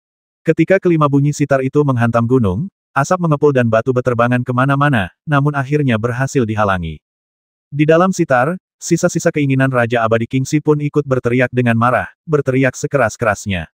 Suara sitar tiba-tiba menjadi tegang, dan kelima kekuatan itu semua melonjak, seakan-akan mereka telah mengerahkan kekuatan abadi yang terkuat, dan datang ke arah Fang Xing dengan ganas, menebasnya dengan kekuatan yang luar biasa, hampir menghancurkan segalanya. Di bawah kekuasaan Raja Abadi, bahkan langit dan bumi yang sesungguhnya akan merasa terancam. Bagaimanapun, dunia kesadaran Fang Xing saat ini belum mencapai puncaknya, belum lagi. Alisnya berkerut erat, mengetahui bahwa dia sekarang sedang menghadapi krisis terbesar dalam sejarah. Namun, kemalangan tidak pernah datang sendiri. Sementara dunia kesadaran berada dalam kekacauan karena 5 kekuatan Raja Abadi Jahat Hijau, di luar dunia kesadaran, di atas Taman Abadi Kekacauan, sinar cahaya abadi memancar. Di satu sisi, para pembudidaya Tianyuan tiba, dan sinar cahaya abadi menerangi langit berbintang, bersiul seperti hujan meteor dan menghantam benua yang hancur ini. Di seberang sana, hanya sang dewa yang datang dari jauh, sosoknya senantiasa membelah langit berbintang. Setiap kali ia merobek, ia berada 100.000 mil lebih dekat ke benua yang hancur ini. Kecepatannya tak terlukiskan. Yang satu lebih dekat, yang satu lebih jauh, tetapi yang satu lebih lambat, yang satu lebih cepat. Karena itu, kedua kelompok orang itu tiba di atas benua yang hancur ini pada saat yang sama. Kemudian, kedua kelompok itu saling berpandangan, dan menyerang secara bersamaan, menyerbu langsung ke arah Taman Peri Kekacauan di bawah. Sebelumnya, dia tidak pernah berhadapan langsung dengan kekuatan sekuat itu, tetapi sekarang dia tidak punya pilihan. Sekalipun Raja Abadi Kingxi telah mangkat, dan kultivasinya yang sejati telah dihancurkan oleh Raja Abadi lainnya, namun kesadaran ilahi yang ia lestarikan dengan sepenuh hati dan 5 kekuatan yang ia lestarikan dengan Guqin masih sangat kuat tak terbayangkan. Kelima kekuatan ini tentu saja bukan puncak kekuatannya, tetapi merupakan 5 jalan paling dasar dalam pengembangannya. Jika dia dapat terlahir kembali dengan kelima jalan ini, maka hanya diperlukan waktu tertentu baginya untuk berkultivasi ke alam aslinya tanpa rintangan apapun. Pada saat ini, dia, di alam kesadaran Fang Xing, akan mengandalkan kekuatan kelima jalan ini untuk secara paksa menghancurkan alam kesadaran Fang Xing dan menyatu dengan roh aslinya. Suara piano, jalan yang indah. Ledakan. Saat suara piano bergema, dunia kesadaran Fang Xing terbalik, air laut tak berujung membanjiri kembali, dan gunung-gunung tak berujung runtuh. Saat suara piano itu terdengar, sebuah retakan sedalam ribuan mil muncul di bumi, dan retakan itu muncul di tubuh fisik Fang Xing di dunia luar, dan secara langsung memunculkan tanda darah yang mengerikan.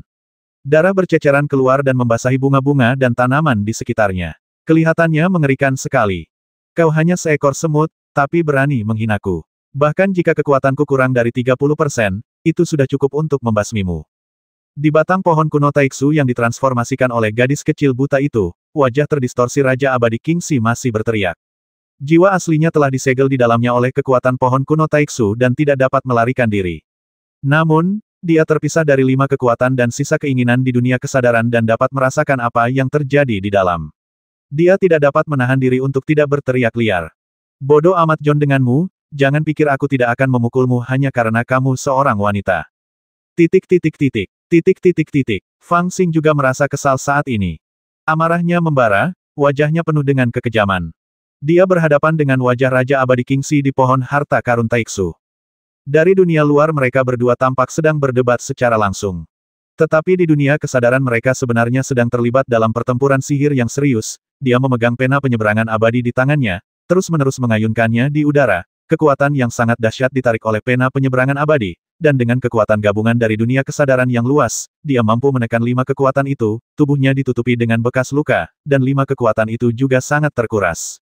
Kalau ini terjadi di dunia luar, kekuatan 5 jalan agung Raja Abadi Jahat Hijau, meski hanya fondasinya saja, sudah cukup untuk membasmi Fang Xing dengan lambaian tangannya. Akan tetapi, saat ini mereka sedang bertarung di alam kesadaran, dan di alam kesadaran, Fang Xing adalah sang pencipta tertinggi, dan dengan bantuan pena penyeberangan abadi, dia dapat mengendalikan 3.000 cara agung di alam kesadaran dengan lebih leluasa. Dia bertarung melawan Raja Abadi Jahat Hijau dengan kekuatan yang setara. Walaupun dia terluka di banyak tempat dan tampak menyedihkan, Raja Abadi Jahat Hijau jelas juga sedang tidak enak badan. Dentang, dentang, dentang, dentang, dentang. Sitar kuno itu terbang di udara, dan suara sitar itu terus bergema. 5 kekuatan yang amat dahsyat mengepung sitar itu, menebas ke segala arah bagaikan 5 naga besar, kadang-kadang meraung ke langit, kadang-kadang menukik ke tanah, kadang-kadang setajam pisau, dan kadang-kadang berat seperti palu. Entah berapa banyak gunung, sungai, daratan, dan lautan di dunia kesadaran yang diaduk oleh kelima kekuatan ini dan langsung berubah menjadi benda-benda kosong.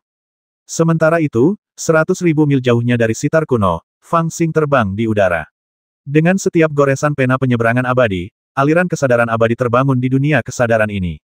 Dari 9 guntur surgawi hingga 9 api dunia bawah, semuanya muncul dari segala arah seolah-olah sesuka hati, menghantam sitar kuno, lalu menghantam 5 jalan, menghancurkan fragmen hukum yang tak terhitung jumlahnya. Jika itu adalah dunia kecil biasa, seharusnya sudah hancur sejak lama, dan tidak mungkin ada begitu banyak tanda Dao. Setelah pertarungan, suara Raja Abadi Kingxi dalam sitar kuno juga terdengar sedikit mencurigakan. Di mana kamu? Haha, Jalang, sekarang kau tahu betapa kuatnya aku, kan? Fang Xing tertawa keras dan sengaja membuatnya marah. Aku tidak akan memberitahumu. Merajalela, Raja Abadi Kingxi sangat marah, dan keempat jalan itu bagaikan naga dewa, menyapu semua wilayah. Ada juga jalan tengah yang bagaikan pedang tajam, menusuk langit. Anakku, aku telah mempelajari metode memperbaiki langit. Bahkan jika itu adalah langit dan bumi yang sebenarnya, kau tidak dapat menjebakku. Suara dingin dan tegas dari Raja Abadi Kingxi terdengar, dan tempat di mana pedang tajam itu menunjuk adalah persis tempat di dunia kesadaran di mana dia memurnikan batu untuk memperbaiki langit. Kalau dipikir-pikir, tempat ini pernah terkoyak sebelumnya, yang merupakan titik lemah dunia kesadaran ini. Namun, alis Fang Xing dengan tegas melihat niatnya, dan dia tertawa dingin. Wanita ini benar-benar tidak sederhana. Ternyata ketika dia membantuku, dia sudah meninggalkan rencana cadangan. Tapi, kamu memiliki teknik memperbaiki langit, dan aku memiliki teknik mengubah langit. Dengan teriakan nyaring, pena penyeberangan abadi menunjuk dengan ganas. Beberapa suara klik. Di atas langit dunia kesadaran, bintang-bintang yang tak terhitung jumlahnya sebenarnya tengah berkeliaran dan bertukar posisi pada saat ini. Langit pun tampak berubah tanpa alasan. Kelemahan yang telah diperbaiki oleh batu halus Raja Abadi Kingxi tidak lagi berada pada posisi semula, dan tidak ada seorang pun yang tahu kemana perginya. Pedang tajam yang berubah dari jalan raya itu menembus kubah, namun dengan paksa ditekuk ke bawah, lalu jatuh bagai sutra. Serangan keras itu berhasil digagalkan, bahkan suara sitar kuno itu pun tiba-tiba menjadi sunyi, suaranya pun tumpul, seakan-akan telah mengalami kerusakan yang parah. Bintang-bintang bergeser, langit berubah, matahari berubah. Ketika Raja Abadi Kingxi melihat pemandangan ini, dia tiba-tiba terkejut dan berteriak, bahkan jika kamu berlatih seni surgawi dan memegang pena salib abadi, kamu tidak dapat mencapai level ini. Tidak ada yang dapat menahan serangan balik. Kamu, apakah ini dunia yang kamu ciptakan sendiri? Dia menebaknya. Fang Xing juga sedikit terkejut, lalu dia tersenyum kejam dan melambaikan penanya, apakah kamu takut kali ini? Ledakan. Semua hukum di langit terwujud pada saat ini, dan ratusan pedang kecil lahir. Setiap pedang mengandung hukum dan menusuk langsung ke Raja Abadi Jahat Hijau. Itulah yang dia pelajari dari transformasi Dao besar Raja Abadi Jahat Hijau. Retak. Kekuatan Dao Agung Raja Abadi Kingxi diaktifkan, menyapu bersih pedang-pedang kecil yang tak terhitung jumlahnya. Dia tidak melawan untuk beberapa saat, tetapi sebuah suara terkejut terdengar, satu pikiran dapat mengubah langit, keabadian tertinggi. Selama ribuan tahun, hanya orang-orang gila 10.000 tahun yang lalu yang berani memahami metode latihan semacam ini, dan legenda mengatakan bahwa mereka tidak berhasil. Anda benar-benar dapat mengubah dunia ini, meskipun itu hanya prototipe, tetapi 3.000 cara hebat telah tumbuh, yang berarti bahwa Anda telah memulai jalan itu. Mungkinkah, orang-orang gila itu benar-benar dapat memahami cara ini, dan Anda adalah keturunan mereka? Satu pikiran mengubah langit, yang maha kuasa itu abadi. Setelah mendengar 8 kata ini, Fang Xing merasa sedikit linglung dan melafalkannya dalam hati. Namun tak lama kemudian, dia berpikir bahwa sekarang bukan saatnya untuk membiarkan pikirannya menjadi liar, dan alisnya berkerut, lalu dia melakukan gerakan lain. Dia mengayunkan pena penyeberangan abadi, menyegel potongan-potongan langit dan bumi, lalu jatuh ke arah Guqin seperti batu besar, seolah-olah langit dan bumi sedang runtuh. Sambil bergerak, ia tak lupa menjawab dengan lantang. Tidak, saya tidak kenal mereka. Raja Abadi Kingxi tidak akan tertipu oleh kelicikannya yang sederhana. Dia mengabaikan jawaban Fang Xing dan berkata pada dirinya sendiri sambil menahan kekuatan sihir, otang pembawa sial. Aku merasa dunia kecilmu berbeda dari yang lain sejak lama. Kupikir itu karena metode pemurnian. Aku tidak pernah memperhatikan dengan saksama dan tidak pernah memikirkannya ke arah itu. Sungguh menjijikkan. Bagaimana mungkin ada orang gila di dunia ini yang benar-benar menerima warisan orang-orang gila itu dan memulai jalur kultivasi ini? Wah! Apakah kamu juga gila? Kamu pikir aku mau? Aku tertipu. Kata-kata ini menyentuh hati Fang Xing. Dia berteriak dengan air mata di matanya. Dia benar-benar merasa bahwa dia memiliki teman dekat dengan Raja Abadi Kingxi. Ia ingin segera berhenti, menariknya duduk, minum 1 atau 2 gelas, membicarakan keluh kesah dalam hatinya, dan mencurahkan segala kepahitan dalam hatinya. Titik. Tapi, ini benar-benar takdirku bahwa King Xie telah memenangkan jackpot. Namun perasaannya bahwa dia mengenal temannya itu dengan cepat sirna oleh kata-kata selanjutnya dari Raja Abadi Kingxi. Setelah keterkejutan itu, suara wanita itu benar-benar mengungkapkan kegembiraan yang tak berujung. Jika aku tahu bahwa kamu adalah keturunan dari Mahaguru, mengapa aku harus mempertaruhkan nasibku dan pergi ke Tianyuan untuk mencari kesempatan untuk terlahir kembali? Hahaha, dunia kesadaranmu adalah kuali terbaik yang disiapkan untukku. Bahkan jika aku harus mengubah jejak jiwaku sendiri, kehilangan kultivasiku sebelumnya, dan menyerahkan semua yang kumiliki sebelumnya, aku akan mengambilmu. Ketika dia mengatakan hal itu, serangannya yang tadinya agak terkendali, tiba-tiba menjadi lebih ganas. Kekuatan 5 cara agung sebenarnya berubah menjadi 5 naga dewa pada saat ini, dengan taring terbuka dan cakar terangkat, dengan wujud dan jiwa yang beraksi penuh. Mereka dengan ganas menelan kekuatan hukum yang menyerangnya dari langit dan menari-nari di tanah, yang telah berubah menjadi pedang ungu kecil yang telah diubah oleh Fang Xing. Dalam sekali teguk, ia menelan puluhan pedang kecil berwarna ungu, kemudian tubuh naga itu terpelintir, dan suara piano pun bergema, dan ia benar-benar secara paksa menyempurnakan pedang kecil itu menjadi caranya yang hebat. Tidak bagus. Wajah Fang Xing berubah drastis. Dia terhubung dengan 3.000 Tao Agung dalam pikirannya dan sangat merasakan bahwa hukum-hukum di dalam alam kesadarannya telah kehilangan kontak dengannya setelah ditelan oleh 5 naga. Hal ini belum pernah terjadi sebelumnya.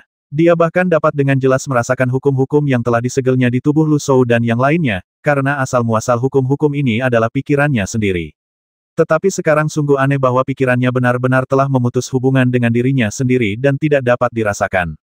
Wanita ini ingin menguasai tubuhku. Dia segera memahami pikiran Raja Abadi Kingxi dan berkeringat dingin. Aku pernah dirasuki seseorang beberapa kali dalam hidupku, tetapi ini pertama kalinya aku menghadapi situasi di mana seseorang ingin mengambil alih jiwaku. Menghadapi situasi ini, dia malah agak tidak berdaya. Pertarungan pada saat ini awalnya adalah untuk menggunakan hukum dunia kesadaran untuk melawan Raja Abadi Kingxi, tetapi sekarang Raja Abadi Kingxi benar-benar mulai melahap hukumnya sendiri. Jika dia terus bertarung dengannya dengan mengendalikan hukum dunia kesadaran, bukankah itu seperti mengirim daging ke mulutnya? Ini bukan lagi fenomena yang dapat dipahami oleh orang setingkatnya, melainkan keterampilan setingkat Raja Abadi. Dalam pengertian biasa, kepemilikan tidak lebih dari sekadar merampas tubuh fisik, seperti Fang Xing yang merampas tubuh fisik Kaisar Liu, tetapi jiwa kedua orang itu tidak saling mengganggu. Tetapi sekarang, apa yang diinginkan Raja Abadi Kingxi dari Fang Xing secara mengejutkan adalah kepemilikan tubuh pada tingkat jiwa.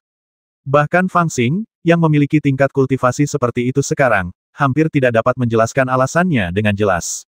Dia bisa merasakan bahwa Raja Abadi Kingxi sedang menggunakan 5 kekuatan besarnya untuk melahap hukum di dunia kesadarannya. Hukum-hukum ini pada mulanya diubah dari pikirannya sendiri, tetapi sekarang menjadi bagian dari kekuatan besar Raja Abadi Kingxi. Tidak sulit untuk membayangkan bahwa setelah Raja Abadi Kingxi benar-benar melahap semua hukum di dunianya kesadarannya, maka dunia kesadaran ini pasti akan diambil olehnya, dan bahkan jiwanya sendiri akan sepenuhnya dilahap dan dimurnikan olehnya. Perasaan ini, bahkan bagi Fang Xing, bagaikan manusia yang kerasukan. Saya begitu bingung hingga tidak tahu bagaimana mengatasinya. Tetapi tidak mungkin untuk tidak menanganinya. Raja Abadi Kingxi jelas memiliki selera makan yang baik. 5 naga besar berkeliaran di dunia kesadaran, menelan semua hukum yang mereka temui. Sebagai perbandingan, kekuatan 5 cara agung Raja Abadi Kingxi jelas jauh lebih kuat daripada hukum yang ada di dunia kesadaran Fang Xing. Lagi pula, Fang Xing baru saja terbangun menuju kesadaran abadi belum lama ini, dan hukum-hukumnya ramping seperti tunas muda, dan kekuatannya terlalu lemah. Selama pertempuran, dia masih dapat menggunakan pena penyeberangan abadi dan keunggulannya di dunia kesadaran ini untuk melawan kekuatan 5 cara agung Raja Abadi Jahat Hijau. Tetapi sekarang Raja Abadi Jahat Hijau membuka mulutnya lebar-lebar, hal itu membuatnya sakit kepala. Siapa yang mau bertarung dengan orang gila yang menggigit orang? Terutama karena tingkatan Fang Xing tidak cukup tinggi, dia tidak tahu bagaimana menyelesaikan situasi ini. Otang pembawa sial, kalau kamu makan aturanku, maka aku akan makan pikiranmu juga. Fang Xing hanya tertegun sejenak, lalu segera bereaksi. Meskipun dia tidak tahu bagaimana mengatasi kepemilikan kekuatan jiwa, dia tahu betul bagaimana cara bertarung dengan orang lain. Karena kau membuka mulutmu untuk menggigitku, bukankah akan merugikan jika aku tidak menggigitmu 2 kali? Titik titik titik. Titik titik titik. Begitu dia memikirkan hal ini, dia segera mengambil pena penyeberangan abadi dan menggoresnya beberapa kali di udara. Desir, desir, desir, desir, desir, desir. Di bawah kekuatan pena abadi yang menyeberang, semua hukum dalam wilayah kesadarannya mengalami perubahan yang mencengangkan. Satu persatu pedang kecil berwarna ungu itu berubah wujud menjadi ular kecil satu demi satu. Meskipun mereka jauh lebih kecil dari 5 naga besar yang diubah oleh Raja Abadi Jahat Hijau, mereka tidak kalah ganasnya. Mereka mengayunkan ekornya, membuka mulutnya lebar-lebar, memperlihatkan 2 taringnya yang tajam, dan menyerbu ke arah naga 5 naga secara berkelompok, lalu menggigit daging naga itu dan berusaha sekuat tenaga untuk melahapnya. Kalau kau menggigitku, aku juga akan menggigitmu. Kau menggunakan dao agung untuk mengubah dirimu menjadi naga jahat dan menelan hukum-hukumku. Lalu aku akan menggunakan hukum untuk mengubah diriku menjadi ular berbisa dan menggigit daging dan darahmu. Untuk sesaat, pemandangan yang mengerikan muncul di dunia kesadaran ini. Kelima naga jahat itu melesat di udara, mulut mereka terbuka lebar, menelan semua ular kecil yang bisa mereka tangkap. Namun, ular-ular kecil itu tidak takut dan menerjang maju. Beberapa di antara mereka ditelan oleh naga jahat, namun yang tidak ditelan oleh naga jahat semuanya menerkam naga jahat, menggigit daging dan darah mereka, menelan daging mereka sambil menjulurkan leher. Itu benar-benar sebuah tontonan. Itu benar-benar memiliki efek seperti itu. Fang Xing, yang telah membuat keputusan ini, segera membelalakkan matanya karena terkejut. Keputusan yang diambilnya karena ketidakberdayaannya langsung mendatangkan manfaat besar baginya. Semua ular kecil yang telah menggigit daging dan darah naga itu tumbuh dengan cepat dan menjadi semakin kuat. Awalnya, pertumbuhan hukum semacam itu membutuhkan pengembangan dan pemeliharaan langkah demi langkah. Bagi para dewa Tai biasa, dengan sumber daya yang cukup, akan dibutuhkan waktu ribuan atau bahkan puluhan ribu tahun untuk mengolah sebuah hukum menjadi jalan yang hebat. Dan akan memakan waktu yang tidak diketahui lamanya bagi hukum-hukum Fang Xing yang tak terhitung jumlahnya untuk tumbuh di dunia ini. Tetapi sekarang, melalui gigitan dan lahapnya terhadap naga jahat yang diubah oleh 5 jalan, dia benar-benar merasakan pertumbuhan hukum yang pesat. Ini lebih efektif daripada obat ajaib apapun. Bahkan di saat kritis ini, Fang Xing tidak dapat menahan diri untuk tidak mendesah, dia benar-benar terkejut. Dasar bocah kurang ajar, berani-beraninya kau mengingini kekuatan jalan agungku, kau harus dibasmi. Raja Abadi Kingxi jelas tidak menyangka Fang Xing akan menggunakan trik ini. Guqin bergerak terus-menerus dan suaranya dahsyat. Jadi kamu hanya bisa memakanku, tapi aku tidak bisa menggigitmu. Fang Xing memegang pena penyeberangan abadi di tangannya dan berteriak serta mengumpat keras, dengan penuh percaya diri. Haha, perjuangan yang sia-sia, seekor belalang sembah mencoba menghentikan kereta perang. Raja Abadi Kingxie berteriak dingin, dan kelima naga jahat itu tiba-tiba berubah lagi. Tubuh mereka bergetar hebat dan semua ular kecil yang ada di dekat mereka terlempar. Akan tetapi, mulut besar mereka tidak berhenti sejenak, dan mereka menghisap air seperti ikan paus, menggoyangkan kepala dan ekor mereka, membentuk cincin dan menelan ular-ular kecil yang tak terhitung jumlahnya ke dalam perut mereka. Waduh, kekuatan hukumku masih terlalu lemah. Wajah Fang Xing berangsur-angsur menjadi gelap. Dia telah melihat dengan jelas bahwa cara dia menangani situasi tadi tidak salah. Sayangnya, meskipun dia memiliki banyak kekuatan hukum, kekuatan itu pada hakikat terlalu lemah. Lagi pula, dia baru saja terbangun dan sungguh mustahil baginya untuk berubah menjadi seekor ular kecil dan melawan naga jahat. Meskipun banyak semut yang dapat membasmi seekor gajah, tetap saja sulit baginya untuk memiliki kesempatan menang dalam situasi ini ketika gajah itu terlalu ganas dan semut-semutnya terlalu lemah. Apakah kamu benar-benar akan dimakamkan di sini hari ini? Mata Fang Xing menampakkan sedikit kecemasan, dan dia tak dapat menahan diri untuk melihat sekelilingnya. Mana orang-orang yang punya utang sewa? Kenapa mereka tidak datang membantu? Tetapi meskipun dia sangat cemas, dia tidak melihat satupun menara aneh muncul di dunia, dan orang-orang itu malah mengabaikannya. Itu terlalu kasar. Fang Xing tidak dapat menahan diri untuk mengutuk dalam hatinya, tetapi pada saat ini, dia tiba-tiba merasakan beberapa perubahan.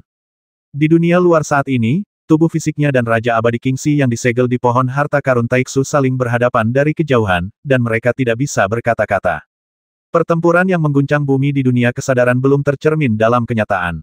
Namun, di benua yang rusak ini, di antara bunga-bunga dan tanaman eksotis yang tak terhitung jumlahnya, ada beberapa yang memiliki indera mistis dan benar-benar melihat pertempuran di dunia kesadarannya. Tidak jauh dari Fang Xing, rumput doktel berduri ungu menggelengkan kepalanya dengan gelisah, melepaskan pikiran-pikiran ilahi yang tidak dapat dirasakan manusia kepada bunga-bunga dan tanaman eksotis di sekitarnya. Oh tidak, pria baik yang membawa kembali suster Xiaomu diganggu oleh wanita jahat itu.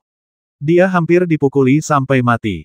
Bunga-bunga dan tanaman eksotis di sekitarnya bergerak tanpa angin saat mendengar kata-kata itu, dan ranting serta daunnya bergoyang. Wanita jahat itu jahat, kita harus membantu orang baik. Tetapi jika kita membantunya, kita juga akan menjadi sangat lemah. Beberapa bunga dan tanaman memancarkan pikiran ilahi yang samar-samar, dan tampak menangis, tampak sangat menyedihkan. Ledakan. Pada saat ini, suara gemuruh seperti petir tiba-tiba datang dari luar benua yang hancur, dan seluruh benua berguncang seperti gempa bumi. Semua bunga dan tanaman yang memiliki kekuatan spiritual bergetar pada saat yang sama, dan pikiran-pikiran ilahi di ladang segera menjadi kacau. Oh tidak, orang jahat lain telah masuk. Anu saya yang baru tumbuh akan dipotong untuk membuat pil. Oh, aku tidak mau. Aku sudah kehilangan banyak saudara laki-laki dan perempuan karena orang lain. Kasihanilah 17.892 anakku. Di tengah kepanikan, rumput doktel berduri ungu jelas lebih spiritual. Ia memancarkan kesadaran ilahi yang menekan bunga dan tanaman lain, dan berkata dengan cemas, kita tidak akan membiarkan mereka membantai kita lagi. Kali ini kita harus melawan mereka.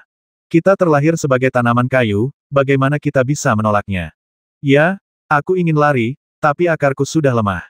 Kita perlu menemukan seseorang yang bisa melindungi kita seperti yang kakek tua itu lakukan sebelumnya. Rumput ekor guk-guk menggelengkan kepalanya dan berkata dengan jelas, dulu, ada orang yang ingin masuk ke taman dan menyerang kita, tetapi mereka semua diusir oleh lelaki tua itu. Beberapa bahkan dikubur di dalam tanah untuk memberi kita nutrisi. Kita perlu mencari orang lain seperti lelaki tua itu. Orang baik yang baru saja mengirim kembali kakak Xiaomu sangat baik. Dia pasti orang yang sangat baik untuk mengirim kembali kakak Xiaomu. Kita harus membantunya sekarang, membantunya mengalahkan wanita jahat yang menindas kita, dan kemudian biarkan dia membantu kita mengusir orang-orang jahat itu. Oke, bantu orang baik mengalahkan wanita jahat. Cepat, cepat tawarkan asal kami. Rumput-rumput yang tak terhitung jumlahnya berteriak dan sebuah pemandangan yang menakjubkan muncul.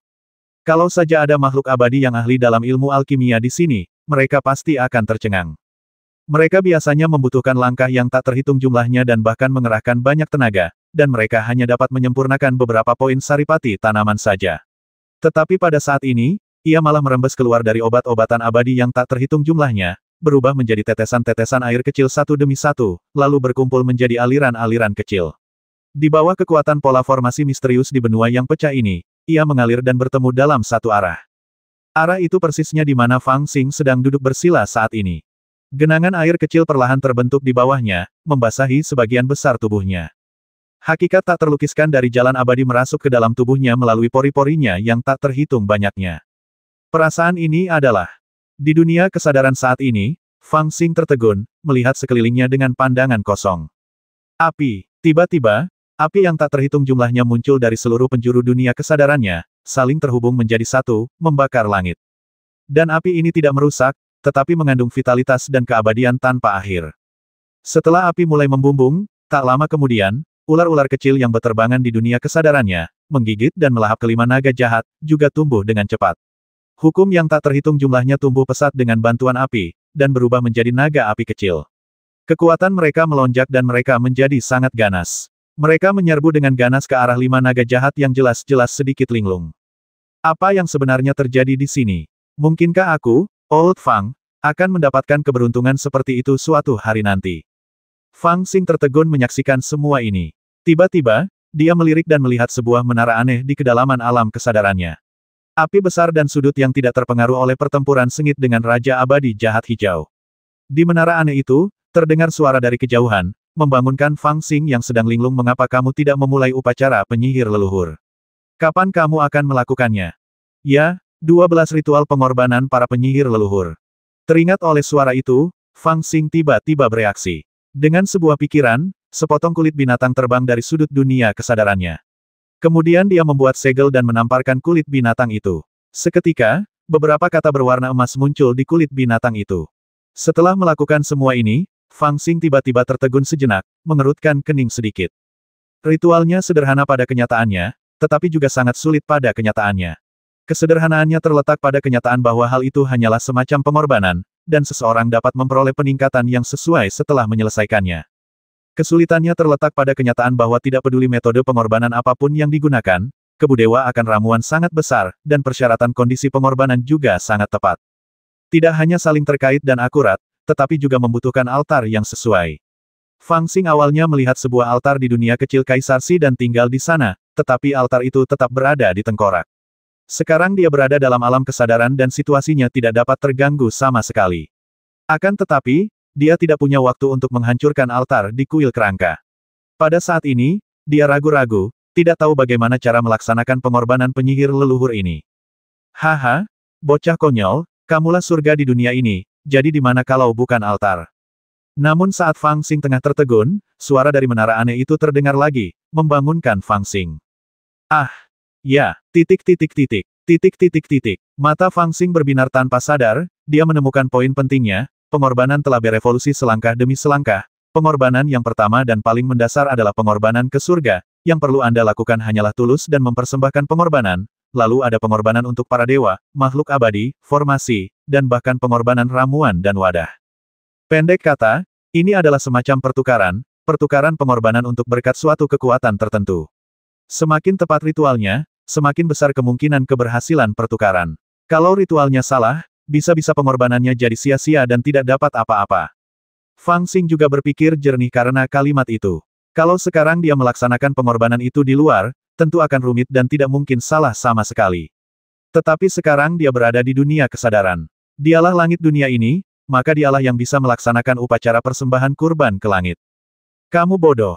Fang Xing balas bicara ke arah menara aneh itu, lalu meraihnya dengan satu tangan, dan api pun langsung berterbangan ke udara dari bawah.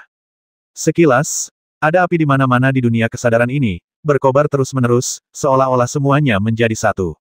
Tetapi sekarang setelah Fang Xing memungutnya dan merasakannya dengan cermat, ia menemukan bahwa semua api itu sebenarnya terbuat dari api berbeda yang tak terhitung jumlahnya. Setiap gumpalan api memiliki aroma yang unik, apakah itu aroma obat, bunga, atau pahitnya akar. Setelah identifikasi cepat, ada lebih dari selusin jenis yang berbeda. Hanya pengorbanan yang berantakan. Fang Xing sedikit bingung dan merasa kasihan. Faktanya, sekarang api itu telah memasuki alam kesadaran, ia dengan gila-gilaan merangsang kekuatan indera keabadiannya, tetapi rangsangan ini kacau dan sebagian besar sia-sia. Dia ingin melakukan pengorbanan hanya agar api dapat digunakan dengan lebih masuk akal, tetapi ketika dia mengambilnya, dia menemukan bahwa berdasarkan farmakologinya sendiri, dia tidak dapat menentukan obat abadi mana yang mengubah api ini.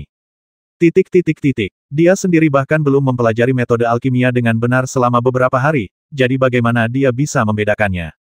Sayangnya, jika Anda tidak melakukan hal-hal dasar dengan baik, Anda akan menderita pada akhirnya. Makhluk di menara aneh itu tertawa lagi, lalu seberkas cahaya putih terbang keluar dari lantai 3 menara aneh itu. Itu adalah seorang pria parubaya yang tampak seperti seorang sarjana. Dia tinggi dan ramping, dengan temperamen yang luar biasa. Dia memiliki 3 janggut panjang yang berkibar di bawah dagunya. Dia memegang sebuah buku kuno di tangannya. Sosoknya tampak nyata dan ilusi, berdiri ringan di udara. Dia tersenyum ringan dan menunjuk ke arah Fang Xing. Api yang tadinya kacau di hadapannya, tiba-tiba tampak memiliki tujuan. Kedengarannya aneh, tetapi juga sederhana. Awalnya, Fang Xing tidak dapat membedakan ciri-ciri roh api tersebut, tetapi saat cendekiawan berjanggut panjang itu menepuknya dengan lembut, pikirannya tiba-tiba seperti memiliki lebih banyak hal.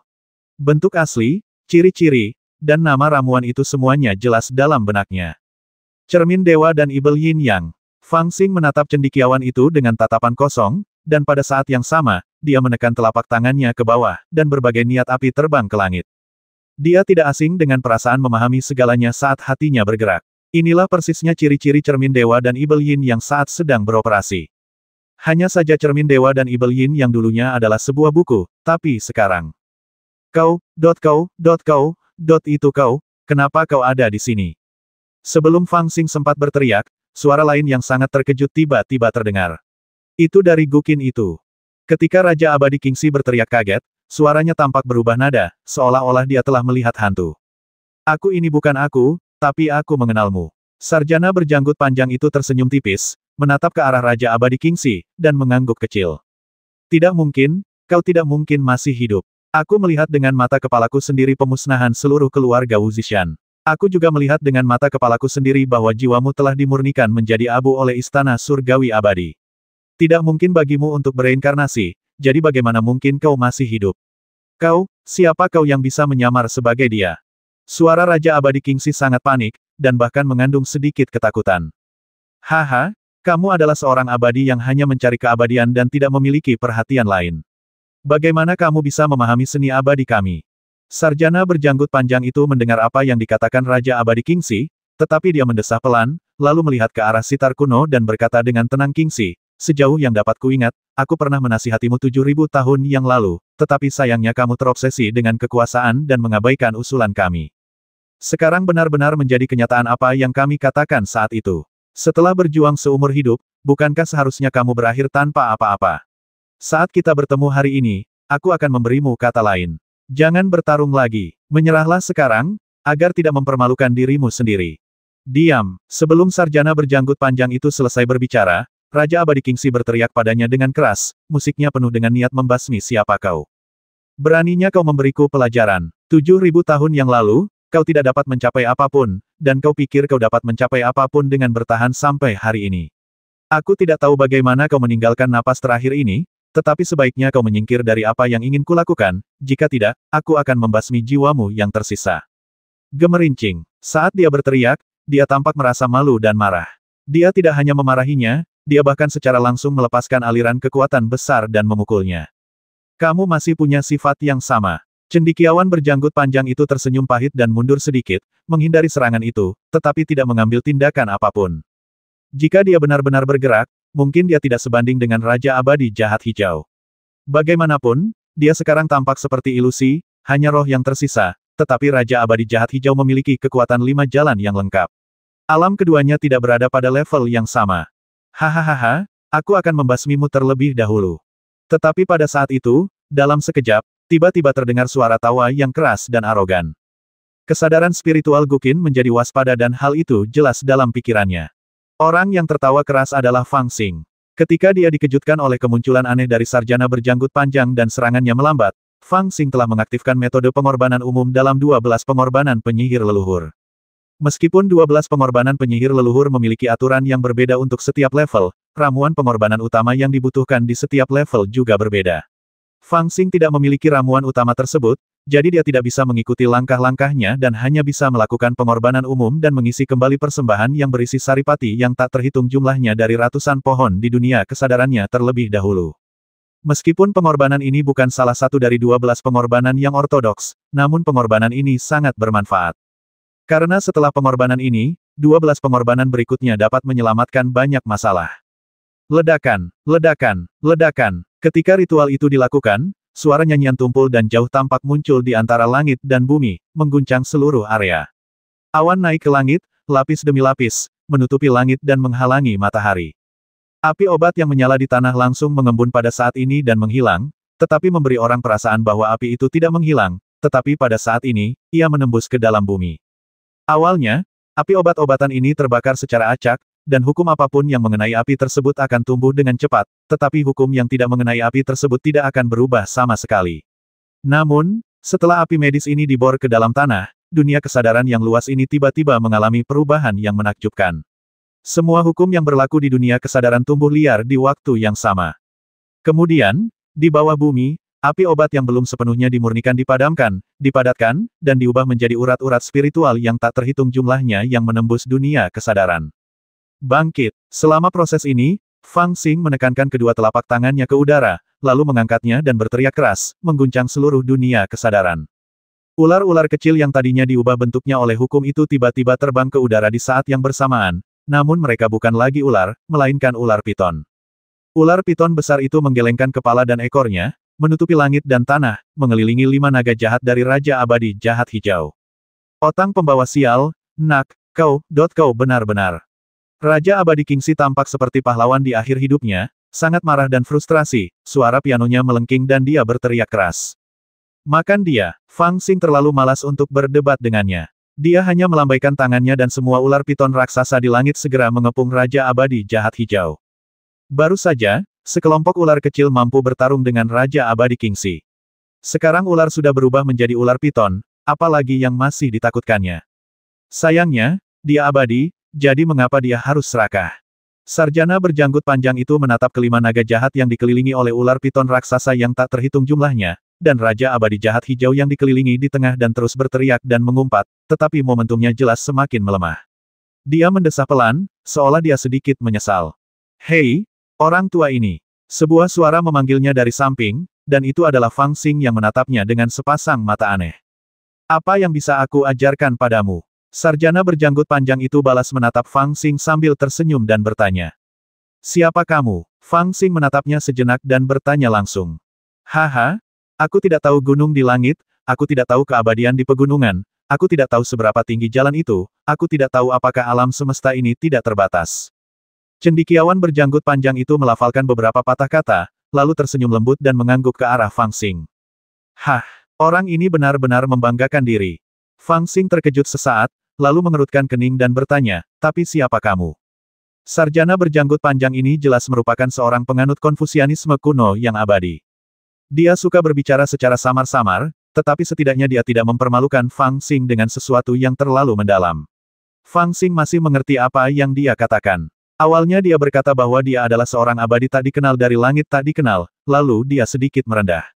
Dia benar-benar tidak tahu banyak. Setidaknya dia tidak tahu seberapa tinggi jalan itu, dan seberapa luas alam semesta ini. Kesombongan yang menyebalkan ini benar-benar melebih-lebihkan. Tampaknya ini kesopanan, tetapi sesungguhnya ini berarti bahwa selain dari kedua hal itu, saya mengetahui segala hal lainnya. Hal lainnya adalah meskipun Fang Xing tahu bahwa dia adalah dewa abadi tak dikenal, dia tetap tidak tahu siapa dia.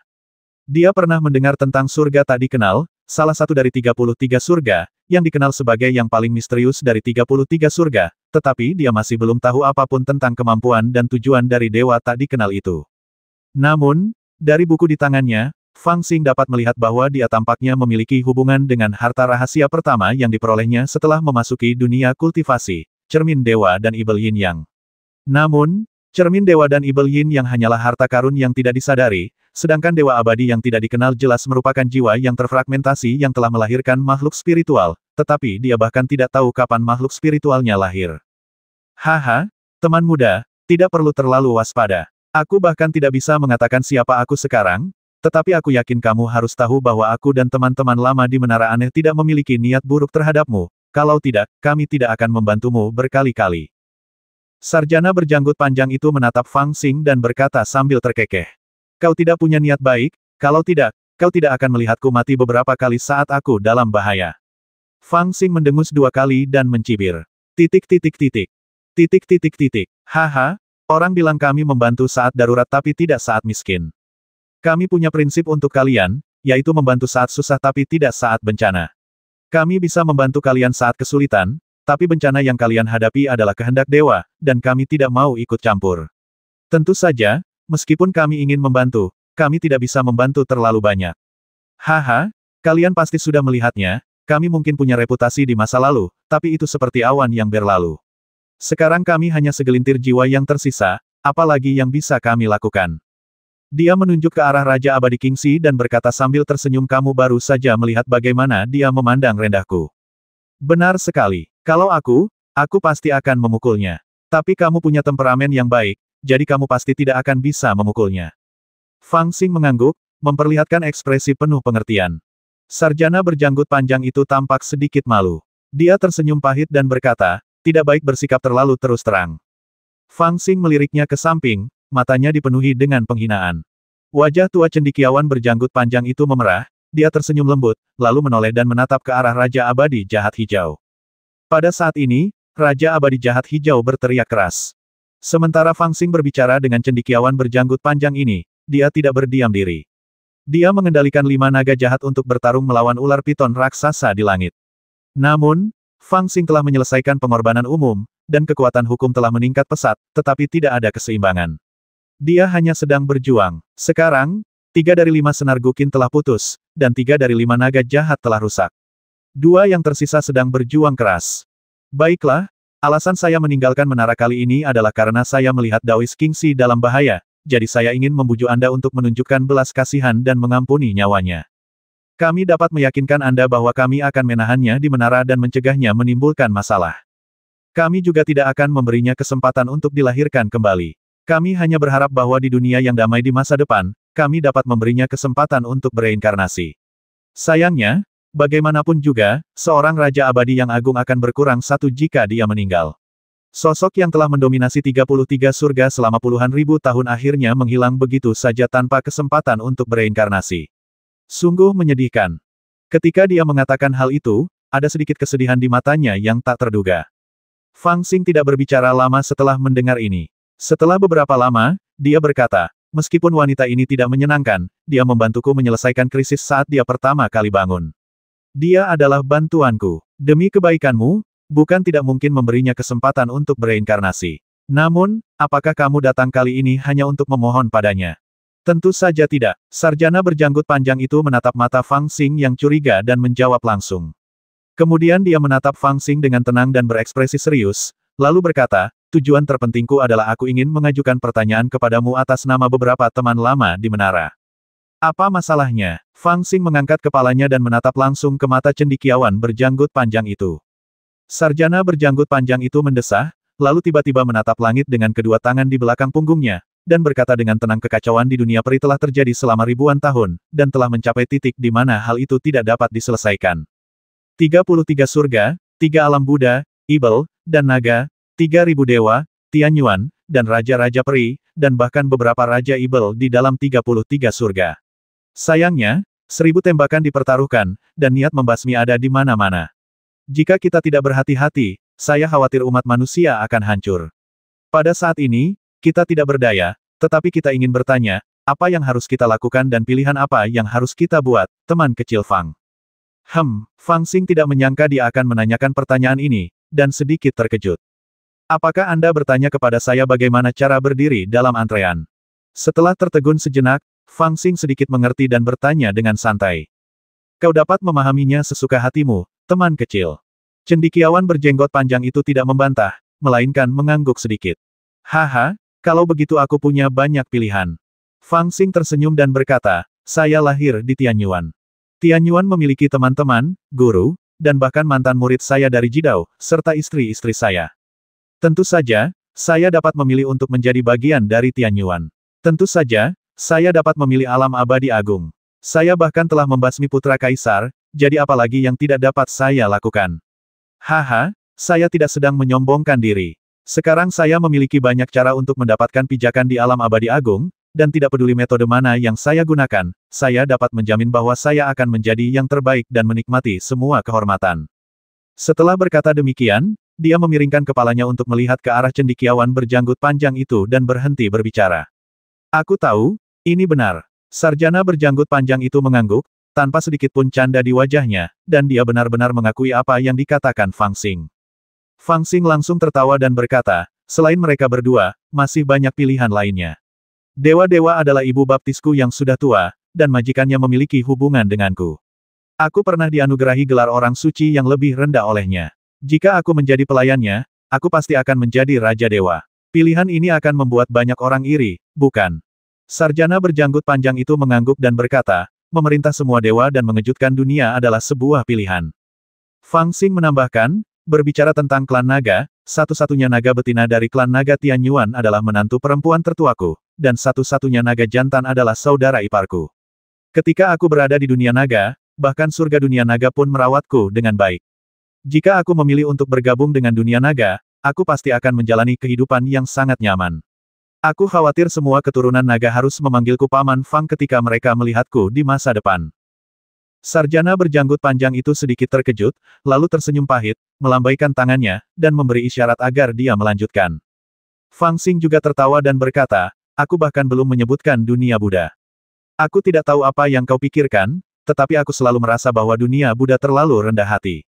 Aku pikir di antara semua dunia Buddha memiliki warisan yang paling lengkap. Di masa depan, ketika kekacauan terjadi, dunia Buddha mungkin masih memiliki keuntungan paling banyak. Saat itu aku akan menjadi luar biasa. Apakah kau tahu siapa Buddha saat ini? Dia adalah adik laki-lakiku. Aku membawanya bersamaku saat pertama kali dia mengintip seorang gadis yang sedang mandi. Dia adalah pelindung Dharma nomor 1 dalam agama Buddha. Apakah kau pikir dia bercanda?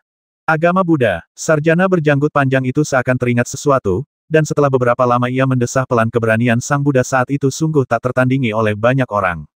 Adapun monsternya, Fang Xing hendak berbicara, tetapi sarjana berjanggut panjang itu melambaikan tangannya dan berkata sambil tersenyum kecut, kau tidak perlu memberitahuku hal ini, aku sudah tahu. Sambil berkata demikian, dia menoleh kembali ke menara aneh itu dan mendesah pelan. Saya baru saja akan memainkan beberapa kata lagi. Fang Xing agak tidak puas, tetapi dia tidak mengatakan apa-apa lagi. Dia hanya terdiam beberapa saat. Jadi, saya benar-benar berpikir bahwa Anda, Tuan Fang, telah membuat pilihan terbanyak dalam situasi yang kacau ini, dan setiap pilihan adalah baik. Tetapi itulah sebabnya saya ingin bertanya kepada Anda, pihak mana yang ingin Anda pilih? Sarjana berjanggut panjang itu mendesah pelan dan menatap lembut wajah Fang Xing. Ketika dia menanyakan pertanyaan ini, menara aneh itu mulai memancarkan cahaya-cahaya kelap-kelip yang tak terhitung jumlahnya, seolah-olah sedang memperhatikan jawabannya. Apakah saya harus memilih sekarang?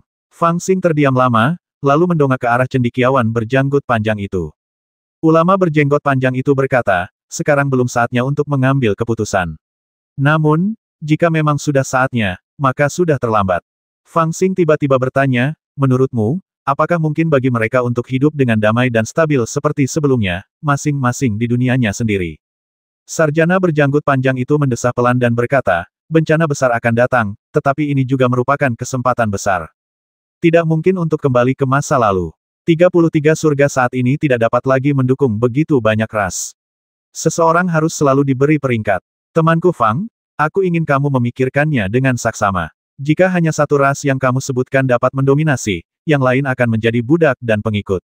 Situasi mereka akan berbeda dari situasi para dewa yang paling menyedihkan di masa lalu. Mereka bahkan mungkin menjadi makanan dan dimusnahkan. Siapa yang akan kamu bantu? Siapa yang harus saya pilih? Entah bagaimana, di bawah pertanyaan dari sarjana berjanggut panjang, Fang Xing, yang biasanya fasih berbicara, tiba-tiba menjadi tidak bisa berkata-kata. Dia membuka mulutnya beberapa kali, tetapi tidak dapat mengucapkan sepatah kata pun. Entah mengapa, rasanya seperti ada api yang berkobar dalam hatinya, yang membuatnya merasa sedikit jengkel, tetapi setelah jengkel itu, dia merasa lebih lelah. Setelah lama terdiam, akhirnya dia berbicara sambil mengejek dirinya sendiri. Ketika aku lahir, aku bertemu dengan sekelompok bandit di kandang Nangui. Orang tuaku tidak memilihku. Kemudian, para bandit itu meninggal, dan aku bergabung dengan Sekte King Yun untuk membalas dendam. Namun, setelah memotong kepala Xiao Jianming, aku diburu oleh Sekte King Yun. Sekte King Yun tidak memilihku. Aku bergabung dengan Guiksu dan menjadi bos, tetapi dikhianati oleh bawahanku. Guiksu tidak memilihku. Aku mendirikan Taoisme di Gunung Fengchan, tetapi namaku tidak ada dalam daftar pejabat berjasa Ling Yun. Gunung Salju Besar tidak memilihku. Aku merampok penobatan dewa untuk Tianyuan, dan namaku dicoret dari penobatan dewa. Tianyuan tidak memilihku. Ketika dia berkata demikian, raut wajahnya tampak seperti sedang menangis dan tertawa, lalu dia memandang ke arah cendekiawan berjanggut panjang itu. Kalau bukan aku yang dipilih, menurutmu siapa yang harus kupilih? Setelah itu, seolah sedang menancapkan paku, ia berkata dengan dingin, siapapun yang memilihku, aku akan memilihnya. Di dunia kesadaran, terjadi keheningan untuk waktu yang lama, bahkan teguran tajam dari Raja Abadi Kingxi tampaknya menjadi sangat jauh. Setelah berkata demikian, Fang Xing menatap cendekiawan berjanggut panjang itu dengan wajah tanpa ekspresi. Cendekiawan berjenggot panjang itu juga tampak sedikit berat hati dan tidak mengucapkan sepatah kata pun untuk waktu yang lama. Jika memang begitu, maka aku mengerti. Setelah sekian lama, sarjana berjanggut panjang itu mengangguk pelan dan berkata pelan, awalnya, aku sudah menyiapkan banyak kata untuk diucapkan kepadamu, dan ingin sedikit membujukmu. Sekarang tampaknya tidak perlu mengatakan apa-apa lagi. Ikuti saja kata hatimu, teman kecil Fang. Kau datang hanya untuk menanyakan pertanyaan ini padaku. Fang Xing mengangkat kepalanya dan menatapnya dengan ekspresi dingin dan ekspresi tidak percaya. Haha, sebenarnya, aku hanya ingin menanyakan hal ini. Jangan khawatir, kawan. Kita semua orang luar. Kita tidak ada hubungannya dengan berbagai pihak yang bertempur di alam abadi agung. Kita tidak peduli siapa yang menang atau kalah, atau siapa yang mendapat satu-satunya keberuntungan di dunia setelah malapetaka. Hanya saja, keadaan telah berkembang hingga saat ini, dan kekacauan akan segera terjadi, jadi kita juga ingin memahami kemana arahnya. Dengan apa yang dikatakan teman kecil Fang, kita memiliki gambaran kasar di hati kita dan tahu apa yang harus dilakukan di masa depan. Fang Xing sedikit mengernyit dan hendak bertanya lagi, tetapi sarjana berjanggut panjang itu tersenyum dan melihat keluar, mendesah pelan, orang-orang itu akan segera masuk, apakah kau ingin tinggal di sini lebih lama lagi? Keluarlah dan selesaikan kekacauan ini. Kami akan membantumu menangani urusan Raja Abadi Kingxi. Ketika kekacauan ini berakhir, kita akan memiliki kesempatan untuk berbicara, tetapi waktu sudah hampir habis. Fang Xing terganggu sejenak, dan menyelidiki di luar alam kesadarannya. Ekspresinya sedikit berubah, seperti yang diduga, mereka semua akan datang. Dia berbalik untuk melihat Raja Abadi King Xie. Meskipun dia mengalami kerugian, dia masih bertahan. Dia tidak tampak akan menyerah sama sekali. Jika dia benar-benar ingin menunggu sampai dia menyerah sepenuhnya, dia tidak tahu berapa lama dia harus menunggu. Hal-hal di luar akan tertunda. Saran dari lelaki tua berjanggut panjang itu tidak buruk. Mengingat sikap menara aneh itu selama ini, dia tampak dapat dipercaya. Dia mengangguk dan berkata, "Baiklah, waktunya sangat sempit saat ini. Aku tidak ingin mengatakan apapun lagi kepadamu. Kita harus segera keluar dari sini." Setelah berkata demikian, dia tiba-tiba teringat sesuatu dan dengan sungguh-sungguh mengingatkannya, "Tetapi pertama-tama, aku harus menjelaskan bahwa kelima naga itu adalah milikku." "Baiklah, baiklah, aku akan memberikannya padamu." Cendekiawan berjenggot panjang itu tak punya pilihan lain selain mengangguk, tersenyum pahit, dan berulang kali berjanji. "Jangan ragu-ragu, aku bahkan belum melihatmu membayar sewa." Fang Xing menggumamkan sesuatu, lalu melompat ke langit, meninggalkan dunia kesadaran ini. Saat dia melihat punggungnya yang menghilang, ekspresi cendekiawan berjanggut itu berangsur-angsur menjadi serius, dan setelah waktu yang lama, dia mendesah. Sosoknya perlahan menghilang, dan ketika dia muncul kembali, sebuah suara sudah terdengar di dalam menara aneh itu. "Kau bisa menyerahkannya padanya tanpa khawatir." "Haha, sudah kukatakan sebelumnya, surga membencimu, bumi meninggalkanmu, karma terjerat, orang yang dipilih oleh Dao tertinggi adalah benar. Itu juga menunjukkan bahwa orang yang kita pilih sangat baik." Ketika suara-suara itu terdengar, Raja Abadi King Xie yang berada dalam posisi yang kurang menguntungkan tidak jauh dari sana menjadi semakin ketakutan, dan berteriak dengan tergesa-gesa, "Kamu juga ada di sini." Mengapa ada begitu banyak aura yang familiar? Aku tidak pernah menyangka bahwa di antara langit dan bumi yang bergejolak, masih ada roh-roh sisa sepertimu yang bersembunyi. Apa yang sedang kamu rencanakan? Tidakkah kamu tahu sifat mengerikan dari Dao tertinggi? Kamu benar-benar bergabung dengan mereka. Haha, King Xie, masuklah ke menara, masih ada satu lantai tersisa untukmu. Terdengar suara mengejek, bahkan lebih tidak sopan daripada suara cendekiawan berjanggut panjang itu. Kau terkutuk. Raja Abadi King Xie terkejut sekaligus marah. "Hanya mengandalkan kalian, apakah kalian pikir kalian bisa memaksaku? Aku, King Xie, lebih baik mati daripada dikalahkan, kalian." "Cukup." Tiba-tiba, suara dingin terdengar dari menara aneh itu, langsung meredam semua kebisingan di dunia kesadaran King Xie. "Kami menyelamatkan jiwamu hanya karena belas kasihan. Jika kau terus melakukan kesalahan, apakah kau benar-benar berpikir aku tidak berani membasmimu?" Zeng. Saat suara ini terdengar, pikiran Raja Abadi King Xie menjadi semakin bingung, bahkan senar sitarnya pun putus seketika. Kamu juga di sini, apakah itu benar-benar kamu?" Dalam gukinnya, roh sisa keluar dari gukin dan mengambil wujudnya, memandang ke arah menara aneh dari jauh. Awalnya, dia hanyalah roh sisa, dan roh aslinya masih tersegel di pohon kuno Taiksu. Karena roh yang tersisa terlalu mudah dihilangkan, dia bersembunyi di gukin dan tidak berani muncul. Namun saat ini, begitu mendengar teriakan keras itu, dia tidak mempedulikan hal lain dan langsung muncul. Terlebih lagi, pada saat ini, dua naga jahat yang sedang melakukan serangan balik dengan panik tampaknya telah kehilangan keinginan untuk bertarung, dan mereka benar-benar kembali normal, dengan keganasan mereka yang sangat berkurang. Berhadapan dengan ular piton raksasa yang dibentuk oleh hukum yang tak terhitung jumlahnya di sekeliling mereka, mereka tidak lagi memiliki rasa permusuhan dan hanya berputar mengelilingi King Xie untuk melindunginya. "Di seluruh surga dan dunia, apakah ada yang berani menggunakan namaku?" Suara yang datang dari menara aneh itu persis suara setan. Dia mencibir, seolah ada ejekan di matanya. Tentu saja tidak. Raja Abadi King Xie segera mengatakan sesuatu yang logis, tetapi ekspresinya sedikit ragu-ragu, dan bahkan bayangan yang diciptakan oleh roh yang tersisa memiliki bibir yang gemetar, seolah-olah dia sangat ketakutan. Tapi jika itu benar-benar kamu, mengapa kamu tidak membasmiku segera setelah kita bertemu? Kamu sudah mati, apa bedanya aku membasmimu atau tidak? Suara ibel itu masih penuh dengan sarkasme dan kesombongan. Ya, aku sudah mati. Meskipun Ratu Peri King Xie adalah seorang wanita, dia keras kepala dan lebih baik mati daripada mengucapkan sepatah kata pun yang lembut kepada siapapun. Namun entah mengapa, setelah mendengar suara setan itu, ekspresinya berubah drastis. Dia tidak lagi memiliki ketidaksabaran seperti yang baru saja dia rasakan. Semangat juangnya memudar seperti air pasang. Dia kebingungan dan membawa kedua naga itu bersamanya, dan hendak berjalan menuju menara aneh itu selangkah demi selangkah. "Tinggalkan kekuatanmu di sana." Suara ibel terdengar pada waktu yang tepat, dan Raja Abadi King Xie sedikit terkejut. Dia tampak agak enggan, tetapi dia tidak ragu lama-lama. Dia hanya mendesah pelan dan mencubit segel abadi tertentu. Senar terakhir pada sitar putus secara otomatis. Pada saat ini, kedua naga itu tampaknya telah kehilangan sebagian vitalitasnya. Mereka terjatuh dengan sedih dan jatuh dengan keras di tanah dunia kesadaran. Mereka segera dikelilingi oleh ular piton raksasa yang berkeliaran di langit. Baiklah, karena Raja Abadi Kingxi sudah mengambil keputusan, mari kita bantu dia. Suara lain terdengar di dalam menara aneh itu. Pada saat yang sama, seberkas cahaya terbang keluar dari menara aneh itu dan langsung keluar dunia kesadaran. Setelah beberapa saat, jiwa dengan nafas yang kuat ditarik masuk dan langsung terkondensasi dengan roh sisa Raja Abadi Kingxi. Pada saat ini, bayangan samar Raja Abadi Kingxi tiba-tiba menjadi padat dan telah menjadi roh sejati yang utuh. Semangat sejati ini merupakan pemikiran utuh yang dimilikinya semasa hidupnya. Dengan pemikiran ini, dia dapat bereinkarnasi lagi. Sehat, Raja Abadi Kingxi mendesah pelan, perlahan berjalan ke menara aneh itu, lalu menghilang tanpa suara. Namun, di dunia kesadaran ini, perubahan aneh sedang terjadi.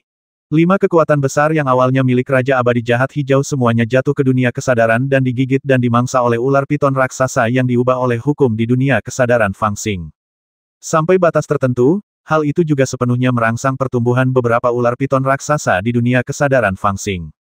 Di antara ular piton raksasa yang tak terhitung jumlahnya, ada 5 yang auranya sangat mirip dengan naga jahat. Mereka juga melahap ular piton raksasa, tetapi mereka jelas mendapat lebih banyak manfaat daripada ular piton raksasa lainnya. Mereka sebenarnya terus tumbuh pada saat ini. Sisik-sisiknya menebal dan membesar, perutnya membuncit, lalu terkoyak, dan sebuah tanduk tunggal tumbuh di atas kepalanya. Mereka tiba-tiba berubah menjadi 5 naga raksasa. Hehe. Kekuatan 5 jalan agung Raja Abadi Kingxi sebenarnya hanya membuat 5 naga jahat muncul di dunia kesadarannya. Meskipun kekuatan jalan agung Taoist Kingxi hanyalah fondasi dan tidak dapat dianggap sebagai jalan abadi Daluo yang lengkap, tidak akan seperti ini jika jatuh ke tangan orang biasa. Bagaimanapun, 1 jalan agung dapat menciptakan Dewa Emas Daluo. 5 jalan agung sudah cukup untuk membuat Raja Abadi cemburu dan memperebutkannya. Namun, anak ini tampaknya lambat dalam kultivasi karena dia memiliki terlalu banyak hukum dan terlalu banyak potensi. Kekuatan 5 jalan agung hanya setengah langkah menuju Dewa Emas Daluo. Aku benar-benar ingin tahu, kapan 3000 jalan agung di dunia kesadaran anak ini semuanya berubah menjadi naga. Suara itu berhenti sejenak, lalu mendesah. Betapa cakapnya dia. Kau ingin aku menjadi pengawalmu. Di luar alam kesadaran saat ini, Fang Xing juga kebingungan, menatap kosong ke arah pohon harta karun Taiksu di depannya. Pada saat ini, pohon harta karun Taiksu telah kembali ke keadaan semula. Roh sejati Raja Peri Kingxi secara paksa diambil oleh seseorang dengan kekuatan sihir besar dan diperkenalkan ke alam kesadaran. Bahaya terbesar yang mengancamnya telah teratasi, hanya meninggalkan bekas luka dangkal di batang tubuhnya, tetapi komunikasi spiritualnya tidak terhalang. Ya, Paman Fang, ada orang jahat di luar yang mencoba masuk, dan kami sangat takut. Pohon harta karun Taiksu menggoyangkan dahan dan daunnya, kesadaran ilahinya menggoyangkannya dengan lembut. Saudara-saudari semuanya sangat takut, saya harap kalian dapat melindungi kami. Haha, kalau dipikir-pikir, itu uang muka yang kamu berikan padaku, kan? Fang Xing tertawa. Pada titik ini, dia secara alami mengetahui dari mana datangnya api obat di dunia kesadaran. Terlebih lagi, ketika dia baru bangun, dia juga melihat saripati obat di bawah tubuhnya dan mencium aroma obat yang harum. Dia semakin mengerti betapa beruntungnya dia saat ini. Intisari dari ratusan obat abadi ini sungguh merupakan keberuntungan besar yang hanya bisa terjadi secara kebetulan. Orang abadi biasa bahkan tidak perlu memikirkannya. Dapat dikatakan bahwa dengan saripati obat abadi ini, kesulitan 12 pengorbanan penyihir leluhur akan berkurang sedikitnya 30%. Saudara-saudari semua menganggapmu sebagai orang baik, Paman Fang. Oleh karena itu, mereka berinisiatif memberikan esensi mereka kepadamu untuk membantumu mengalahkan wanita jahat itu. Setelah itu, mereka akan menunggumu bangun dan melindungi kami. Paman Fang, maukah kamu melindungi kami? Pohon harta karun Taiksu bergetar pelan, seakan-akan sangat khawatir kalau Fang Xing tidak setuju. Namun setelah mendengar ini, Fang Xing tertegun sejenak, lalu tertawa terbahak-bahak. Aku tidak menyangka kalian punya selera yang bagus. Dia membusungkan dadanya dan berkata dengan bangga, terus terang saja, saya sebenarnya orang baik. 1620